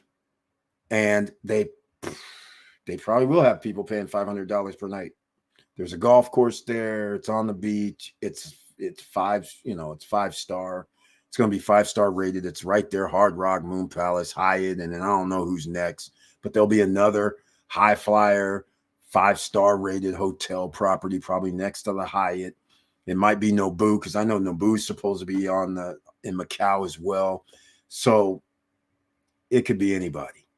But yeah, to answer your question, hold on. The answer to your question about this, so far, the comfort tour law is not going to be affected. So you're going to be in. But for the way I read it is anybody that's going to be new where they do not have the comfort tour, because there was mention on, there's other pages that I have, but it's not here that I can pull up immediately. There was discussion of ending comfort tour. And I'm like, oh. So now any new projects that come here, if they do that, they have no tax incentive. Comfort tour is basically for the developers, so they can get equipment on the island inexpensively without having to pay a VAT or a fee, customs fees. So if they take that incentive away, oh my God, everybody who has their equipment and everything on the island, they're golden, because now they can charge people a hell of a lot of money, because it's going to cost you a lot in taxes as a developer to ship a lot of equipment over here. So that gets rid of all the new developers that would just rush over here now. Not really get rid of them, but you're going to be taxed. So anyhow, we should go with the worst case scenario for property management fee. That 30% off the oh, I forgot about the Victor Morero. I used 30% before, because I think that's what it's going to be. I think it's, I was hoping out that it was going to be 20%, but I no longer can feel that way now because of the tax situations. I don't see how, if you're going to have a management company, how we're going to be able to get around the 30%. And if you have a condo hotel, I'm now even afraid that I don't even see how 50% is going to be maintained because of their fee, HOA fees. I just don't see how it's going to happen, especially if they do something crazy. It could be catastrophic. If they do 18%, I find that catastrophic. If they do 15%, that's catastrophic. Even if they do 10%, that's catastrophic. Because like Victor Morel's saying right here, think about this: 30. If you have to have a property management fee for 30%, then you got to pay a 10% fee. That's 40% of your revenues gone. And you haven't even gotten to the HOAs yet. You haven't even gotten into any expenses yet. You haven't gotten into anything yet. So think about, does your numbers make sense at 50%? And most of the times it does not, unless you're able to obtain high occupancy rates, 70% and up. And what I'm going to do right now is, since I'm here, I'm going to do this right here. So people can see calculator. So you can see, if you're an investor, business owner, everybody knows how to do calculations. But here in the SSN Nation, we don't leave anybody behind, so you guys can figure out everything. So what we're talking about is, I'll use a simple example, such as, I'm going to use Paul Castillo. Well, wait, hold on. That's not Paul Castillo's. Paul Castillo's, I think, is going to be, oh man, I forget. I think it was, okay, I'm just going to use this. 147,000 is the purchase price, right? So we'll use that purchase price. Hopefully this goes the right way. So what I'm going to show you guys is this: 365 times, and I'm going to be generous, 70%, right? And that's going to equal, oh, hold on, you guys can't see it. Or you do see it, okay. 70%, that's 255 nights, and his unit is 147. Okay, he's at now. I'm going to tell everybody cruise on land because of if they do what they say they're going to do. I think at cruise on land, he's going to be able to charge for his. I think he's got a 2-bedroom. His 2-bedroom, I think they are going to charge, I should say, because they have the property management. You have to be in their rental pool and they manage it. So I think they're going to be charging like, well, here comes the question. Can they charge $400 per night for a 2-bedroom unit? I don't know. But what I'm going to do is just for giggles and grins, I'm going to do, because they have a water park, they have a casino, they have a adventure park with buggy rides, roller coaster, amphitheater, uh, a sports area with a driving range for the golf course. I think that's still there. Did they take it out? I don't remember. And they have fruit stands and fruit places. They have restaurant bars. They probably have nightclubs. So yeah, $400 per night. I don't see how that's not possible. So we do 400. All right. But again, now people are going to say 400 a night, 2 people. Am I going to go to the all-inclusive or I'm going to stay here? Because remember, that's going to be the little thing. But anyhow, here we go, ladies and gentlemen. That's $102,000. Okay, cool. But if this thing goes wiggy, I'm just going to use 10%. And you're going to have, they're going to, that's right, they're going to manage it. So it is 30%, quite frankly. So automatically, we are at times 0.7. That's what we're going to have left over. The 30% is being taken out. So we're down to 71,540. Now, if they say, well, see, this is where the gray areas come in because I don't really know what they're going to charge if there's a tax situation. But that would be a nice price. And that's not going to be the rate, quite frankly. The reason why I say this is I use 70%. That's just the I forgot something. That's not even the right thing. That's not good. I'm leaving out something that I went backwards, but nonetheless, I'll figure it out. My brain just went to a different direction. That's 70%. That's our gross. That's 70%. And I'm missing something big time. But anyhow, let's just say I got to take off 10%. Hold on. Never mind. We'll do minus 7,150. I'll just use some crazy numbers just to 65,000. Yeah, I'm way off on my prediction here because what I did was I did 70% and that's not what I wanted to do. I know where I messed up. I don't know the occupancy rate. Hold on. Occupancy rate. That was 255. 255 nights. That's where I messed up. Okay, so what's the occupancy rate going to be at Cruise on Land? Are we really going to give it a 60 or 70%? I don't think so. I messed this up all the way around, didn't I? 365 times, I'll use 50% to be safe. That's 182 times 400 per night. 73 grand. There we go. That's more like it. Now, 73 grand. Now we have to do our 0.7. 30% goes to management, we'll say, for now. That leaves us at 51 grand. That looks good to me. That looks good. We bought it for 147. We're going to have a probably Paul Castillo can probably tell me, but let's just say it's 50% on delivery is going to be owed on our 147. So that's 78,500.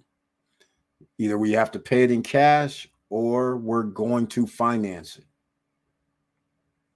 If we finance it, it's going to be 8%. We're going to be paying like $600, $700 probably per month. I'm just guessing. $700 per month. 700 times 12 is 8,400. So let's subtract 8,400. All right. All right. All right. All right. Come on. Okay. It's not loving me. That's 42,700.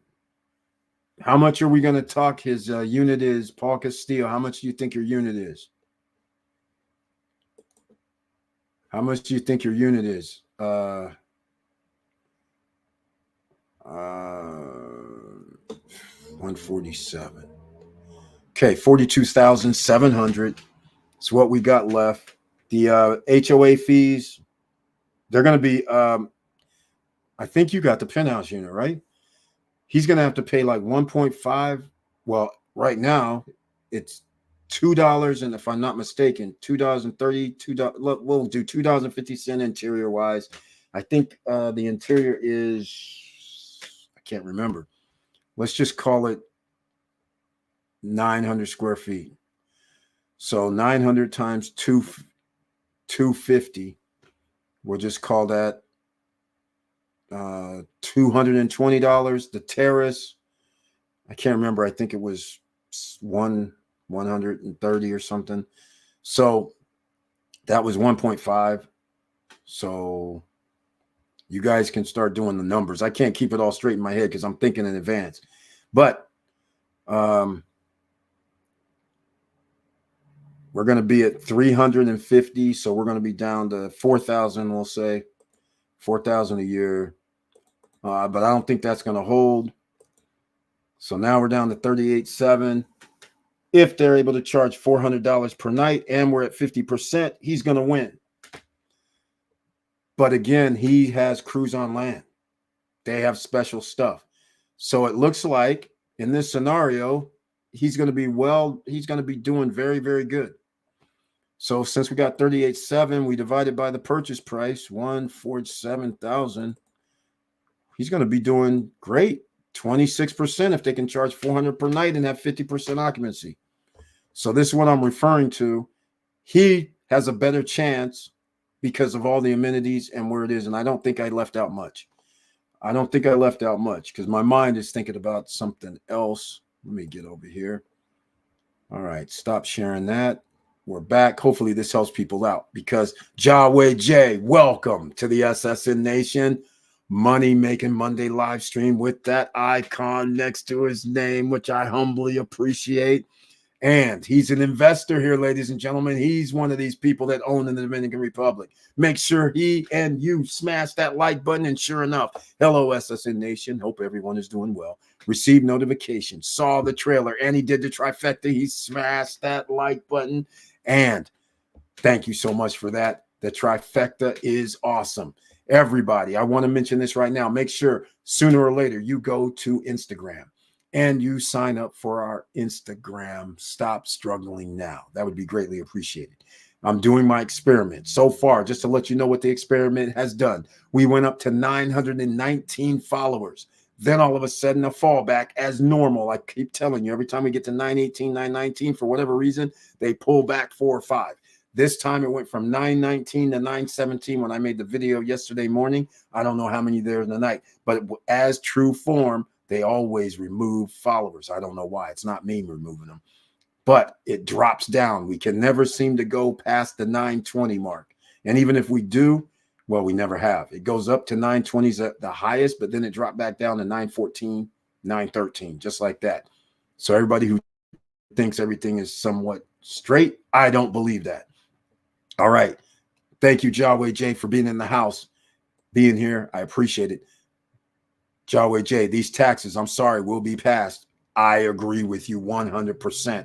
The president's agenda is to improve the infrastructure, and this is where they're going to get some of that money. I agree with you on that as well.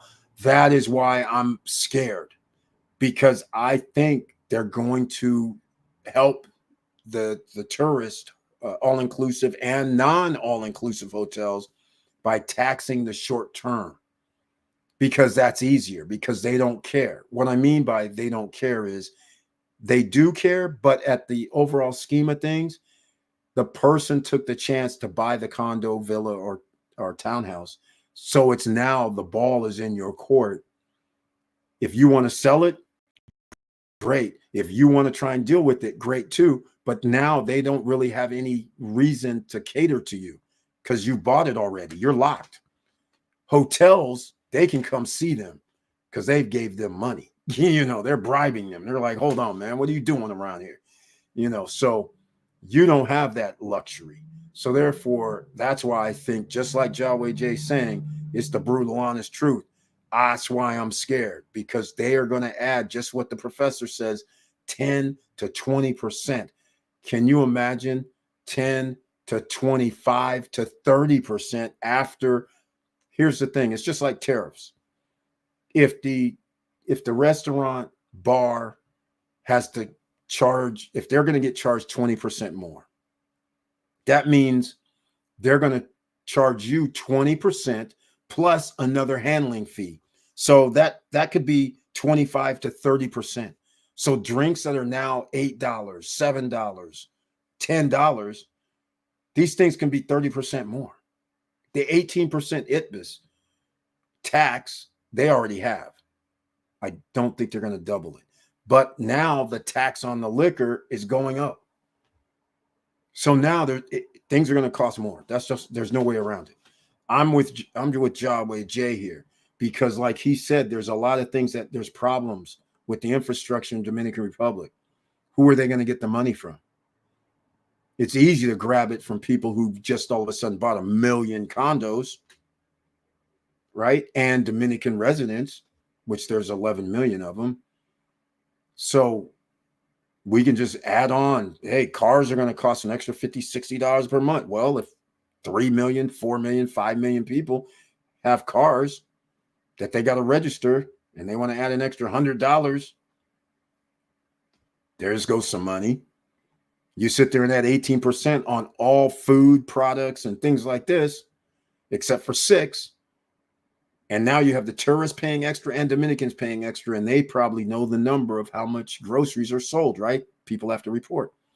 So now they're siphoning off an additional 18% on millions of dollars.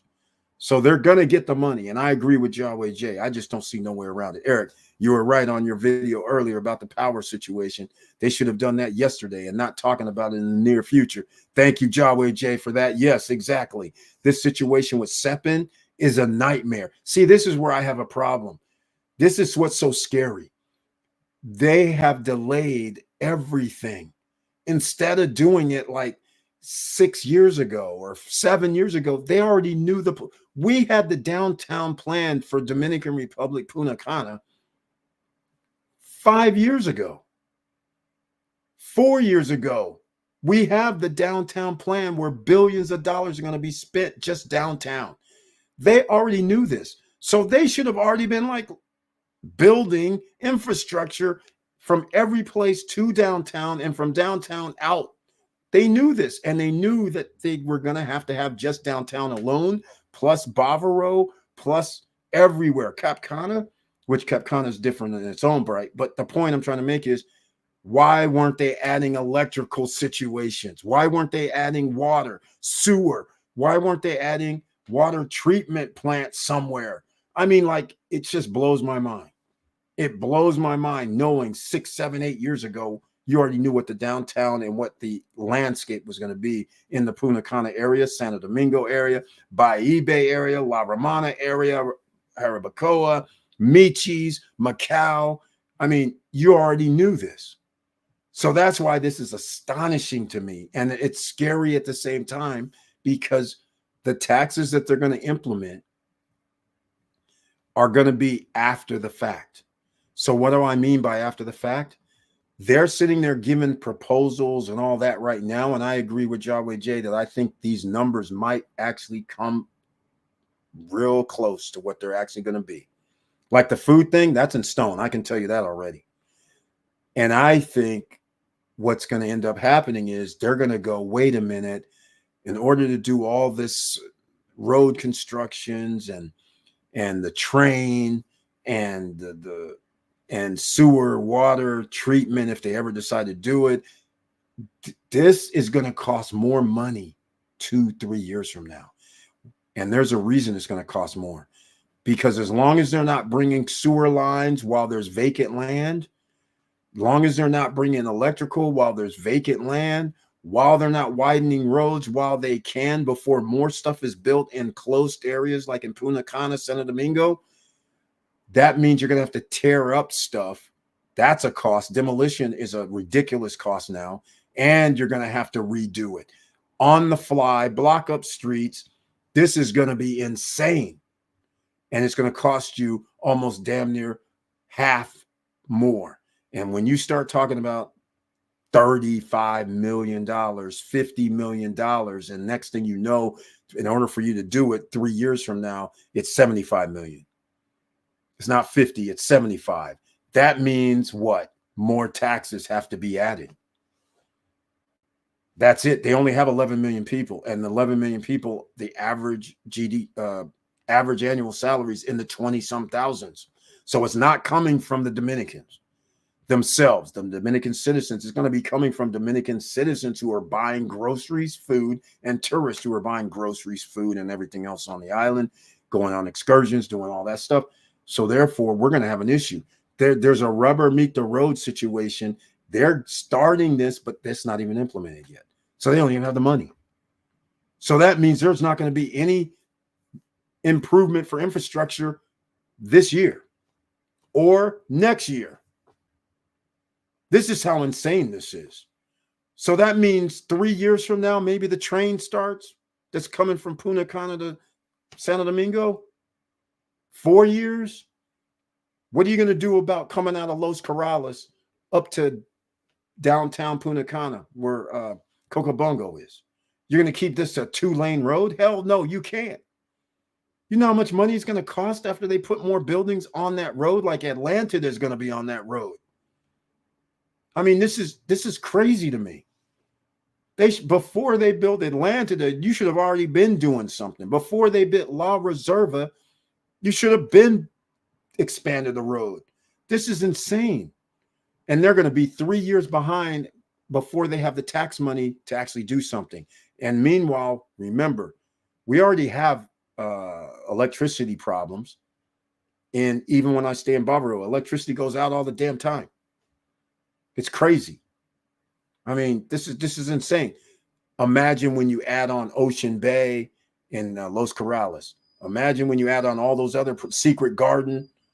Imagine all these condo projects just right there that they're adding on within a 2-mile radius or 2-kilometer radius. And the electricity is already kind of sketchy, and they're not improving it. This is what drives me crazy. I'm like, what are you guys doing? This stuff should have already been handled. You already had the plan. Anyhow, I won't get into that. They don't want to hear that. They don't want to hear me say that. Hey, Eric, the IMF has told the country that tax reform could help the country boost revenues and earn an investment grade rate. That's what it is. There you go. Exactly. See, there's more to the story. And Jaway J, thank you for mentioning this because I forgot all about the IMF. Remember, people, governments from around the world, and that's another thing. They give the DR loans. The DR is messing up. Well, I hate to say this. This is just drives me crazy. They had everything perfectly. They could have sustained it all themselves. Here they are going out here getting money from, like the IMF, getting monies from other countries, borrowing. So they have an IOU now. It's the most ever. They're doing what the United States has done. That means your currency is going to be worth less. All right. So now against our dollar, it might be, well, it's probably still like 58 or 57 or 59 to 1. But if you keep this up, then they're going to be 65 to 1. I mean, this is crazy. When you didn't have to do it. All you had to do was do the right thing. In case anybody's watching from the DR government, all you had to do was the right thing. All you had to do was say, okay, guys, look, these guys, the developers, they're big time. They're coming in here. We're going to tax these dudes this. And that tax money, we're going to do like 90% of it's going to building our infrastructure. Anybody arguing, forget about it. Let's just make this happen. Because after we get this built, we can sit back and reap the rewards from all the taxes that they're going to be receiving, and we don't have to use them to rebuild. We can help our Dominican citizens a lot better. But now they're going to have to pay money back at an interest rate, and they're going to have to make money, and they're going to have to hope that they bring tourists in, and they're going to have to waste a lot of money on that. It's just a bad situation. They should have already handled this like 5-6 years back. So we should be seeing some improvements now, just like the electrical thing. The electrical situation is just crazy. They should have already been handling that like 10 years ago. They knew what was coming. All right, ladies and gentlemen, let's make sure you smash the like button. Again, if you want to join us in the SSN Lifestyle Punta Cana Investors Forum, December 2nd, 3rd, 4th, please go over to ssnlifestyle.com and you'll see it there. And we have a lot to talk about regarding that. Just go and click on the image or click on book it, and it'll have an outline of what we're going to be doing for the 2nd, 3rd, and 4th. So I suggest you stay the 1st, leave the 5th. If that's what you want to do, you can stay as long or enter whenever you want. But 1st through the 5th is ideal. Stay in Los Corrales area. Why do I say that? Because that's an area that you can get a nice little 1-bedroom, 2-bedroom, whatever. And you're right by the beach. You're right by the bars, nightclub, restaurants, beach clubs. It's all right there within walking distance, less than 5 minutes. So you're in the perfect location for now. Talk to me in 5 years. It'll still be one of the perfect locations, but so will downtown, right? That where Coco Bongo is. They're building that up, so that's going to be nice. If Cruise on Land and Larimar get their act together, well, that's 5 years from now. Don't worry. Well, Cruise on Land will be, they only have 7 stories high, 6 stories high. So they'll be done in like 3 years. But Larimar, since they're 17 stories high, that could be 4 or 5 years from now. But after 4 or 5 years from now, where they are in Verone, that's going to be awesome for people to stay. If you don't want to stay in this, hustle and bustle of Punta Cana because they're building so much stuff, and you don't want to stay at Cap Cana. So, and then Cap Cana is a nice place to stay as well. So there'll be like 5 places that you can stay that most people, and then never mind Macau, Michi's. So that'll be like 5 or 6 now that I'm thinking about it, where people are going to stay. All right. Because of the way they built it. It may lead to a revolt. Hey, El Monte, you can never revolt against the government with taxes, because unless you stop buying, what can you do? Right? What can you do? Debt affordability, Jaway J says, has been a key risk in straining its credit rating and contributing to high interest rates. Well, that's why they're doing the tax situations, and I think it's going to increase. Brian P., welcome to the SSN Nation Money Making Monday live stream with that icon next to your name, which I humbly appreciate. And Mr. Dividend is here, y'all. Thank you so much for being here once again. Hello, Eric. I hope all is well with you. Yes, everything's going well. Hello, SSN family. I got the notification, saw the video, and he did the trifecta as well. He smashed that like button. Thank you so much, man. I greatly appreciate it. All right. So once again, Mr. Dividend is here. Passive income at your disposal, dividends. And what are we talking about? The only one I want to talk about, well, there's several. Yield Max ETFs. Woo, go check them out. They're hot. Then go check out, okay, I guess round hill ETFs. Okay, I don't know if I want to go this path, but WDTE. ODTE, QQQY, SCHD. That's right. I sprung it on you. Told you. I didn't tell you to get your pen, pad, and paper together. Those are stock symbols, ladies and gentlemen. YMAG, YMAX. Those are the letter Y, MAG, letter Y, MAX. Then real estate investment trust. Get them while you can. 12 to 15%. PSEC, ORC, NLY, AGNC, ARR, and we'll throw in the icon group, IEP. And did I say IWMY? And if you want to go real high risk, high rewards, check out IVR and make sure they're still giving out dividends. But that's high risk, high rewards, along with IEP is high risk, high rewards, because we're talking about possibly 20% plus dividends. And then YieldMax ETFs, they're high risk, high rewards. YieldMaxETFs.com. Go there, check them out. And SCHD, I'll go with the ETFs, all right? For Victor Morel's sake, Mr. Retirement Man, we're Mr. Worldwide. And then let's see if I can think. JEPI, JEPQ, if you want about 9% dividends. And energy is always good. So go with ET. That's a suggestion. ET, 7% to 7.5% dividend rate, but low risk, a nice reward. There you go. Just rounded some off straight off the top. Hopefully that can help you out. All right, Mr. Dividend. He's collecting a lot of YieldMax ETFs, stocks. We're making money in here, says Brian P. Exactly.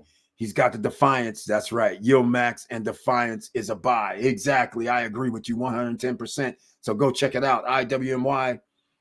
I'm trying to think. I'm missing one. What's the other one?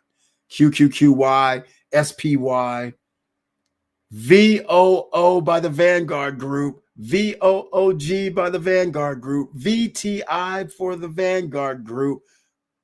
30% year over year is what it's been for all three of those that I just mentioned. A lot of people would take 30% increase year over year. Well, the stock market S&P just hit its all-time record high. And then again, and the analysts did say it would go up to 60%, but it's very easy. It's going to go up to, 6,000. It's very easy. All right. Now I got something to announce too. I'm probably going to make a video tomorrow about this, maybe even later on after this, because I won't be on too long. We're gold and silver. I'm in the ATL. I'm about to go do a silver transaction. And I'm trying to search and find somebody to sell the silver to. So the guys, like, people I called, just random. I don't know who to call. I tried to reach people and say, hey, man, where's a place that's a good deal? 80%. Remember when I was telling you guys about this gold and silver, right? So people are out here buying right now, let's say today, silver is $31 per ounce. You're going to pay a premium to buy it. So you're probably going to have to spend 33, something like that, per ounce of silver you buy. But they said if I sell it back to them, they give me 80%. So I lose 20% for holding it all this time. I was like, are you smoking crack? I didn't really say that. I just said, are you sure? I said, that's kind of wild. But nonetheless, Brian P., thank you so much for that donation with the super sticker. I greatly appreciate it, man. Thank you so much. Thank you. You guys, I love the donation. I greatly appreciate it. Thank you. Thank you, Brian P., Mr. Dividend. All right, let's go. Eric, do you know anything about home equity agreement, HEA, compared to HELOC? No, I do not, but Victor Marrero probably does. I don't know about that. SIBO are protesting the tax proposals. El Monte, I'm glad to hear it, man. But all they can do is protest. Bottom line to the story is, as you know, you can't override the government if they just drop the hammer. But I like the protest. I love it because Dominican citizens and businesses, 10 to 20% is legitimately real. And they know if for a fact. Think about when your profits are basically 10, 20, 25, 30%. And the next thing you know, you're going to be reduced 10 to 20% of that 30% profit, let's say. That would be insane. All of a sudden, you were making, I don't know, $40,000 a year profit from your business, let's say. And the next thing you know, they're just like, well, I'm sorry. You're down to 30,000 now. That's insane. For the same sales. That's insane. Oh, plus the stuff costs you more too to buy. So that means actually, just like the professor said, it's not just going to be 20%. It's actually going to be more. The professor, I got to talk to him. It's going to be more than 20%, Professor Juan Ariel, because I forgot if I'm a business, I have to buy the 18% increase. I have to pass that on to my customer just to break even. Then my food costs cost more. So now I have to buy the food at a higher price, which now means I have to charge my customer a higher price. But all I get is damn near almost the same amount of money. But now I might lose customers because I have to charge 20% more or 30%. Oh yeah, it's gonna be bad. 30% more for restaurant food now. So I love my La Bruja, the barbecue at 980 pesos. The freaking thing now is going to be like 1,300 pesos. What the hell, man? That's a big difference. 20 some dollars now. That's crazy when you think about it. Was loving life. I was loving life at 16, 17 bucks, getting a feast that you can take home. Man, right on, El Monte. I'm glad to hear that the people aren't sitting there idly by being sheep. At least they're letting their, disdain for this be known. But you're saying it's SIBO. Is it other places? Is it all over the island, or is it just in that area? The IMF is like the angel of death. Don't even let me get started, Yahweh J. You shouldn't have talked about the IMF. You shouldn't be talking about them. I'm on their list as well. All right? You shouldn't be talking about the IMF, man. These dudes, you said the appropriate word, angel of death. That's exactly what they are. I never thought about that terminology using that, but that's perfect. Eric, not sure if you have had the chance to read Confessions of an Economic Hitman. No, but I already know about the IMF, man. Okay, so everybody that doesn't know about the IMF, what they do is they loan these, let's call them developing nations. They loan them money knowing that they can't pay them back. So now if they can't pay them back, it goes against the assets of the country. So this is the problem with South America countries. When they had to file bankruptcy, when they can't pay these countries back, European countries back the money, UK the money back. This is why Venezuela has gold sitting in the UK, for instance, because you have to give a little collateral. You have to give up assets if you don't pay, basically, and collateral in most cases. They know you can't pay it back because they know you're like right now, what the DR is doing is going right into their hands. That's literally what they're doing because they're borrowing money, which they shouldn't have had to do if they would have put the tax situation in 5 years ago and taxed the businesses. Well, I shouldn't say the businesses, but the hotel industry is the biggest industry. So they should have already taxed these guys and said, hey, guys, there's no way around this. You guys make the most money. You don't get breaks here. You want to create, we'll create where you get your 96 to 100%, 83% occupancy every year. And we're going to try and increase that to 90. But you're going to have to kick in. We need all this infrastructure. And what we're going to do is we will make an agreement where when we do these condos, villa, townhome projects, we're going to make sure we tax them.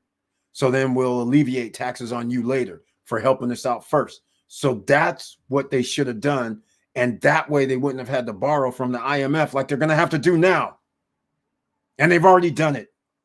That's why their IOU is higher now. Their deficit is higher. It's insane. It's sick. It's sick. And so the IMF, if you can't pay back the IMF, which could be a possibility, then that means some of those resources that Dominicans, country of Dominican Republic own, they're going to be in the hands of some other company. I mean, I'm just saying. And I'm going to tell you one other thing. The angel of death, the reason why is when the IMF gets a hold of you, you're going to be an undeveloped nation ultimately, because you'll never be able to dig your way out. That's generally why Argentina, Ecuador, all these South American countries have to keep filing bankruptcy every 30, 40 years. I mean, it's a bad thing. And their infrastructure never really gets built because the IOU money's taken out the country. Again, this is not good. The United States, the only reason this has not happened to them is because they have world currency. Otherwise, it would have happened to us here in the U.S. Just so you know, Brian P., you're welcome. Thank you so much again, man. I humbly appreciate the donation. Thank you. All right, ladies and gentlemen, let me know. We've got everybody's chimed in tonight about these taxes for the Dominican Republic. I think we're right on the money. I think everybody understands now why there should be a slowdown with real estate investing and business buying and investing in the Dominican Republic, because this willy-nilly just going, oh, I'll buy something, like you're down in Miami. Just like now, people in Florida are about to find out what's going to happen to all these new condo owners that spent hundreds of thousands, millions of dollars for those new condos they built in Brickell and all that. When people say, wait a minute, I might not buy these anymore. This might cost me an arm and a leg later. No, the first guys are going to be good in reality. But I would suggest you take your profits and run after year 10, maximum 10 to 12 years, maximum. Sell so the other person still has HOAs that they can afford and pay, because you don't want to be nowhere near these places when they have to do their certification. All right. Which could change, by the way, not 30 or 40 years. What if they dropped it to 15? That'd be insane, because the insurance companies will say, we're not going to insure you guys in Florida no more unless you do X, Y, and Z. Yeah, there's a domino that's going to happen. That's what's so scary about this. Eric, do you know anything about, Victor Morrell, if he's still here, he's the only person. I don't know about HEAs.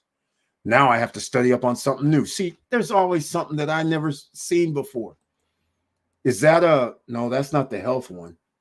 So I don't know. Home equity agreement. I've never used that terminology. It's always been home equity line of credit. So we'll find out. Victor Morrell might not be here, so he hasn't responded. So he might have had something to do. But the point is, in fact, here's what I'm going to do, though. You know how we do this. I'm not shy to not learn. Let's go see what this HEA thing is. I'm not familiar with this. HEA loan versus HELOC. I'm not. That's interesting. Skip HELOC or equity loan. Where's the HEA? I'm looking for what is an HEA loan? Home equity agreements allow you to borrow from the equity in your home, much like home equity loan. Okay. However, there are some key differences between the two. Oh my. Oh my. Wait, what? Somebody's doing this? People are doing this right now? That's kind of crazy. However, there's some key differences between the two. While you pay back a home equity loan with fixed monthly installments, home equity agreements do not have payments at all. Instead, you agree to pay the home HEA company a certain percentage of your home's future value when you sell it. I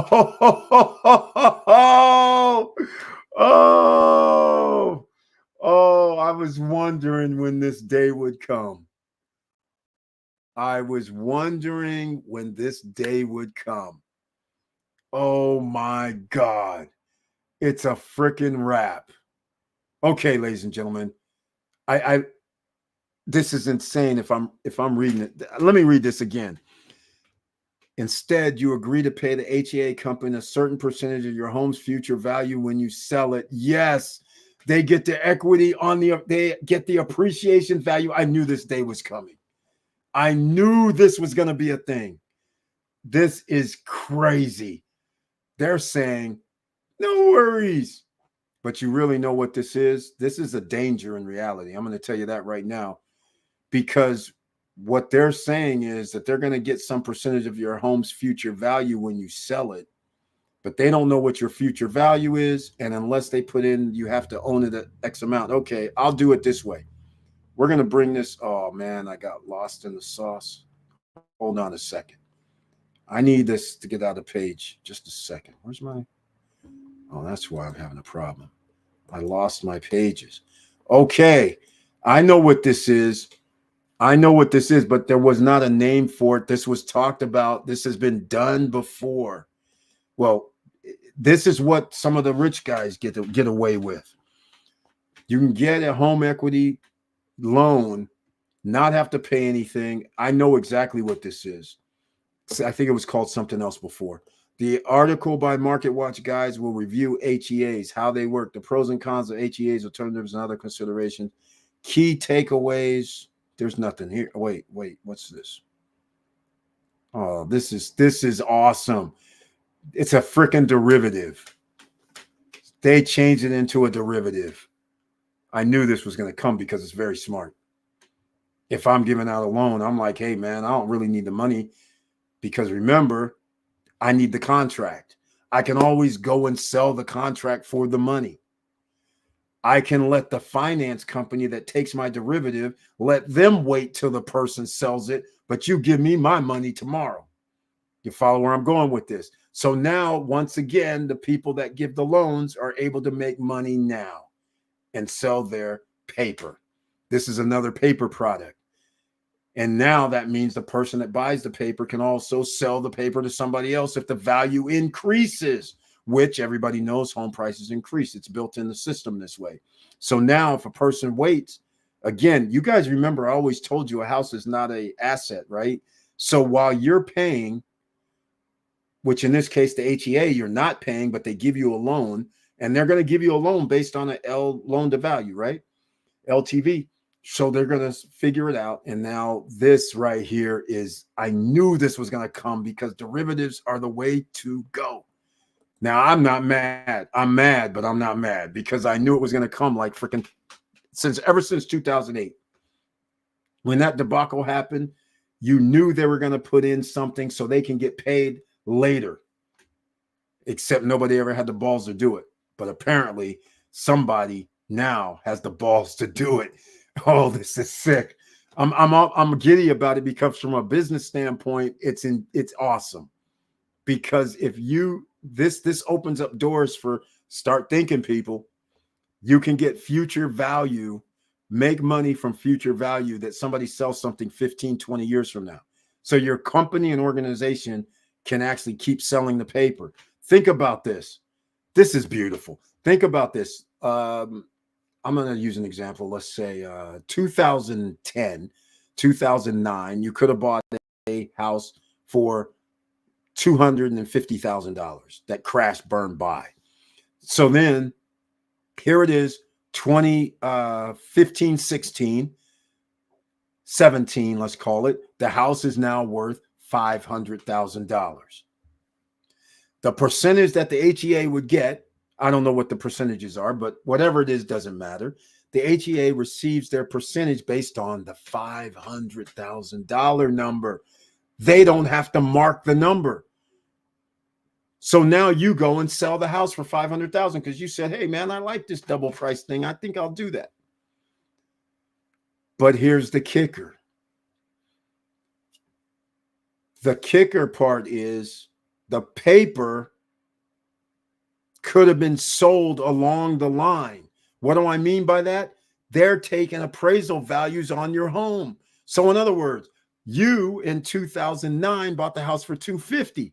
When it crept up to $400,000, there's $150,000 percentage that's going to be paid to the HEA. I can go to somebody else and be like, hey, man, the price of the home for the home line of equity, we just gave them a $50,000 loan. So the house was $3,000. Now it's $4,000. We get a percentage. So now I'm going to sell you this piece of paper. And then they say, well, we'll give you $50,000 for it. We're like, okay, whatever, we're good. Because it's free money. But now between 2017 and 2020, that house goes up to $750,000, $800,000. The person holding the paper says to somebody, hey, man, the house is worth $800,000. How about you give me $600,000? I'll give me $200,000 for this piece of paper. This is why I'm smiling, because it's freaking genius. You can keep selling the paper without owning anything. And the risk is on the person because the house is going to still have the same value pretty much no matter what. So whether somebody has to deal with it in a foreclosure or somebody has to deal with it for a resale, the odds of somebody in a $750,000 neighborhood, somebody's going to buy the house, whether it's for a discount or not. But I still have the paper that says I get some money when this transaction occurs. So either way, I'm still getting money. This is beautiful. We get money for life. Oh my God. Talk about who can get in on this. We got to go search and find right now, ladies and gentlemen. Thank you for mentioning this HEA thing. I love it. From a business standpoint, I find this, oh, this is awesome. That means, ladies and gentlemen, that means I get to come up with a new plan, a beautiful new plan. How about that? All right. So the HEA, I'm going to go back to this because I Googled it just to see what it was. I can't believe this. They finally did it. Wow. All right. Here's what I came. Often comes with limitations around how and whom you can sell your home. Oh, and what types of renovations you. Oh, this is beautiful. I mean, it's not beautiful for the homeowner. I'm just saying, of course, they're going to make sure you can't do anything and you're going to have to do renovations, and they're going to make sure you can only do certain type of renovations, including stipulations that you live at the home during the entirety of the, oh, this just restricted any flipping. This just restricted. Oh my God, this is awesome. This just stopped some people that do stuff that I don't like. Those people that say we're going to take over payments of your loan and sign over the deed to me, and I'll find somebody to rent. Meanwhile, you're still on the hook for the loan.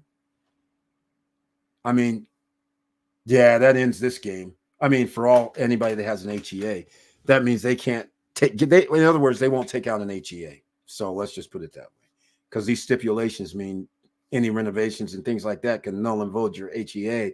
They'll attach a lien on your house. And that lien is going to say, when you sell it, I get a percentage of whatever the house sells for. So you're not escaping. You can't sit there and do what we can do right now. If you have an HELOC and you say, okay, I got a HELOC for that $300,000 house. I got a HELOC for $50,000. It's down to $20,000 or $10,000, doesn't really matter. And then you sell the house for $500,000. Okay, in escrow, they just pay.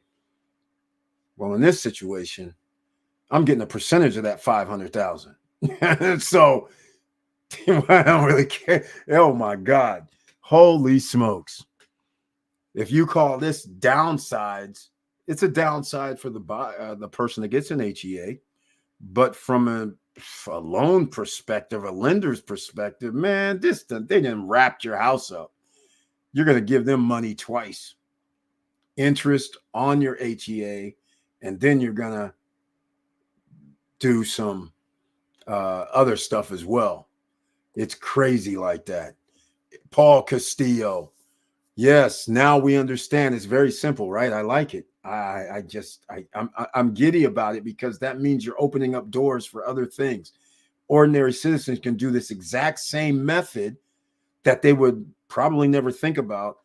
And if you're in the loan business, this is going to be a standard where they're going to go, yeah, we have an HEA and we'll give you the money. You don't have to pay us back. But when you sell the house, we get a percentage. What's that percentage, though, is what I need to know. Is it 5%, 3%, 2%, or is it something crazy? Is it like 10%? You follow what I'm saying? Okay, let's see what we got. Eric, do you have anything? Seabell. Okay, I skipped it. Tax proposals. Glad to hear it. All right, we got somebody new here. Dry Uniform. Welcome to the SSN Nation Money Making Monday live stream. Thank you so much for being in the house. I greatly appreciate you being here. And he says, cheap viewers on stream, boo. Well, hey, man, not everybody needs or needs to do it. But hey, if you want to make a donation, that's fine too. Thank you so much, man. Remove the space. Okay. All right. Okay. Well, very nice to see you out there on our other streaming platform. Thank you so much. Don't forget to hit the follow, the like, the whatever you got button to let people know you're in the house. I greatly would appreciate that. All right, let's go. I love any donation, ladies and gentlemen. Don't get it twisted. I don't care if it's 1 cent, we're still good. I appreciate any thoughts like that. So don't get it twisted. I appreciate that, anything. All right, let's get back. I'm still giddy about this because that opens the doors. My mind is already thinking on what I can do to do double derivatives. Here, I'm giving you a loan. Now I'm going to give you an HEA too. Can you imagine? Think about this, ladies and gentlemen. I'm like, wait a minute. Let's just say, doesn't matter, Eric Bird Bank and lending. A person comes in and says, I need $300,000. I say a loan for it. I say, okay, here's a loan, right? So they give us $60,000 down. They owe 240. And then they say, then they own the house 5-6 years, and they come back and say, hey, this house is worth $400,000. Can I get a $100,000 HEA? And you're going to be like, hell yeah, you don't have to pay us nothing. Why don't they have to pay you? Because you're already paying me the mortgage. That's free money to me, because all I'm going to do is take this piece of paper and say, hey, man, we gave these guys a $100,000 extra loan now, and the house is worth $500,000. Do you want to take this paper off my hands for $100,000 or 120 or whatever the case may be? And they're going to say, yes, we'll take it off your hands. And then they'll have stipulations. I'm pretty sure they're going to have stipulations again. But remember, the person has to live in it, the entirety. They're not moving. And when the person sells, that's the only time they're moving. And you get to control it. This is beautiful. I love it. All right, we're going to wrap this up, ladies and gentlemen. Make sure you smash the like button. Make your comments down below in the replay. Let me know what you guys think of anything that we have discussed tonight. If you think I'm off base, please let me know. If you think that I'm on base, please let me know regarding any of the subject matter that we've discussed tonight. That'd be, talk and discussion is always good, because this new HEA thing, which is an old concept and it was actually done before, but I don't think it was called HEA. But I love it, because now this gives you an idea on what you can do legally. I love it. I'm going to give you, man, I think I got something here. Let's see what it goes. Let's see. Hey, Eric, HEA loan sounds like something not favorable to homeowners. HELOC might be a better option. Well, I don't know, Paul Castillo. To me, it seems very favorable. Well, okay, I can't say. We need to know well, actually, now that I remember about, I got to live in it, and if I want to renovate the place, I got to go hit them up. Yeah, there are restrictions. So yeah, most of the time you're not thinking, if you did some renovations, that you're going to have to call somebody because you got a home equity agreement, home equity line of credit. You're not thinking this way. So yeah, that is a little downer now that I'm thinking about it. And I can't do any rental.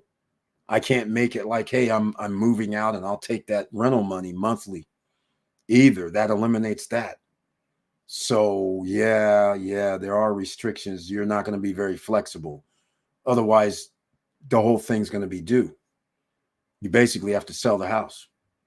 Yeah, there's restrictions. But some people might like not paying the month, paying the mortgage, but not paying the HEA. It might be profitable. Keep in mind, I'll give you an example, a home that somebody bought for $250,000, and in 2024, that house could be worth $700,000. They might owe, well, it's only been like, 15 years. So they might only owe like $150,000. And the house is worth $700,000. So now they can go, hey, let me have an HEA loan for $400,000, I'm imagining. The guys go, yeah, the house is worth $700,000. We'll give you 400 G's, and you don't have to pay the 400 G's back. They're taking the risk, because your house and that might take you, and it works because you have college to do or something. You have whatever. I want to invest in another property. This opens the door for investors, quite frankly, kind of. Well, we'll see how this all plays out, because I'm thinking now of some other things. People that would have an LLC, you make it as a business, or they're probably not going to allow you to have it as a business. I don't know how this is going to work. I got to look into this, but I'm thinking they will, because this sets up a beautiful thing. In fact, this is almost like it's made for businesses, real estate investment trust, and things like that. That's what I'm thinking now. I'm thinking, hold on, wait a minute. Let me see what else is going on here. Because if it's a business, And now I have write-offs, and now I can actually do some other things with this, but then I don't think they're going to do it because no. Well, we'll see. I got to do some research. I think somebody could do damage. Even people and businesses can definitely do damage if they allow you to do it in a business name. It says you have to live there. So I don't know how they're going to, first of all, I don't know how they're going to make sure that you live there. That's the whole thing. I don't know how that's going to work. But all I can see is cha-ching down the line because home prices move up so fast. So that $250,000 house worth $700,000, 15 years later, you can now go get an HEA for 400 grand, 650, I'm assuming, no payments. And now I have 400 grand. But now when I sell the house, I have somewhat of my money up front. That's kind of a win. And hey, most people don't move in the first place. So it's kind of a win. If you don't have an interest, you don't have any interest to pay back, that's a win. That's like free money. It is free money. And you didn't have to earn, so to speak, that 300,000 or 400,000 HEA that you got. All you had to do was buy the house. So I don't see how this is a real big downside. The HELOC, though, that you're going to have to pay the interest and you're going to have a timeline. So the HEA has no timeline. So if you have a 30-year mortgage and you got an HEA at year 9 and at year 15 you can get another one. Right? I'm thinking it seems like a 1031 exchange, kind of, with the same property. But now the question is, what's the tax implications? That's the question. But I'm pretty sure you know who this is for, the rich people. So therefore, there's probably some tax implications that are going to be minor. Like a 1031 exchange, we just delay and defer our taxes. So what if the HEA does the same thing? If I decide to get another HEA, because my house went from 250 to 500, I got $100,000, $150,000 HEA in 2016, and then in 2024, my house is worth 700. So now I get another one for another 200,000. What's the tax implications? Is that going to be treated as income, or is that going to be treated like a 1031 exchange? What are we talking about? I like it because I'm pretty sure there's a loophole. That's what rich guys do. Because the bottom line is it's the percentage you receive on the payout. So therefore, the bank or whoever's holding the paper doesn't really care. They're like, we're going to get money. So this is money that is free money that out of the thin air, because we never got any money on the end when somebody sold it. Right? That's why I knew this day would come sooner or later. Unfortunately, it's now. All right, let's wrap it up. Thank you, everybody, for being here. I love you guys very much. And please like, subscribe, and click the bell below so you get the latest updates. And I know it's hard out here. And that's why we have to stay on top of everything, no matter where you're making investments. You don't make an investment in Cancun, Tulum. You don't go down to South America and go to Brazil and Costa Rica and Belize and not stay up on your taxation, stay up on that country's government and what they're doing. There are people right now that have bought at Dominican Republic 2, 3, 4, 5 years ago. And because they're not paying attention to any news, all they know is what was told to them 5 years ago. Comforteur. Don't have to pay the sales tax on the purchase price. 15 years of no property tax. But if you were not paying attention and you didn't come to our Punta Cana Investors Forum in May, it was changed a little bit, Eric. And I'm like, what do you mean? They're like, for a place to have Comforteur now, they have to have a hotel component. Whoa, that's a change. Also, what they did was if your conference was approved 3 years ago, as an example, that means the clock started ticking when it got approved. So that means there could be some people right now that think they have Confiture. Their project took 4 years or will take 4 to 5 years to be built, and it's already been approved. That means you don't have 15 years Confiture. If it took 5 years, you're going to have 10 years of Confiture. That's the changes that nobody would know about because you didn't come to our Punta Cana Investors Forum and talk with the attorneys. Because we were like, what is this? What? I was like, oh, no. That means a lot of properties may not have Confiture now, which is what's happened. These little condos that just have a pool and a fitness room, they won't have Confiture now because they need a hotel. And that also is why there's condo hotels that popped up all over the country, because they can get Confiture now if you call it a condo hotel. You see where this is going? But that does not help the investor, because who wants 10 or 20? Who wants 10 to 20% of profit? That's not worth it. All right. You're going to find yourself at a 6%, 7%, 3%, 4%. If you don't know what I'm talking about, there will be some condo hotels things out here. All right. So Paul Castile, reserve what you think from I'm going to tell you how I think just on the preview of what we looked at so far. If I'm a homeowner, I'm going to love getting a HEA because there's no cost to me. Well, I'm pretty sure they're going to charge me a point or whatever, half a point or something, maybe 2-3 G's, but they'll throw it into the HEA. So what's no big deal? But the point is, think about it. If somebody could give you the value, heck, and the equity of the home less 20% or whatever, and you could take out $200,000, $250,000, and you don't owe anything on it, that stimulates the economy. That's crazy.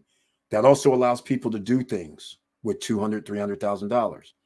In the past, where I come from in Cali, I'll tell you what people were doing when home prices were going up, like where you can grab out $200,000, $300,000. They were buying motorcycles, classic cars, RVs, partying, adding on to their house, doing all kind of crazy.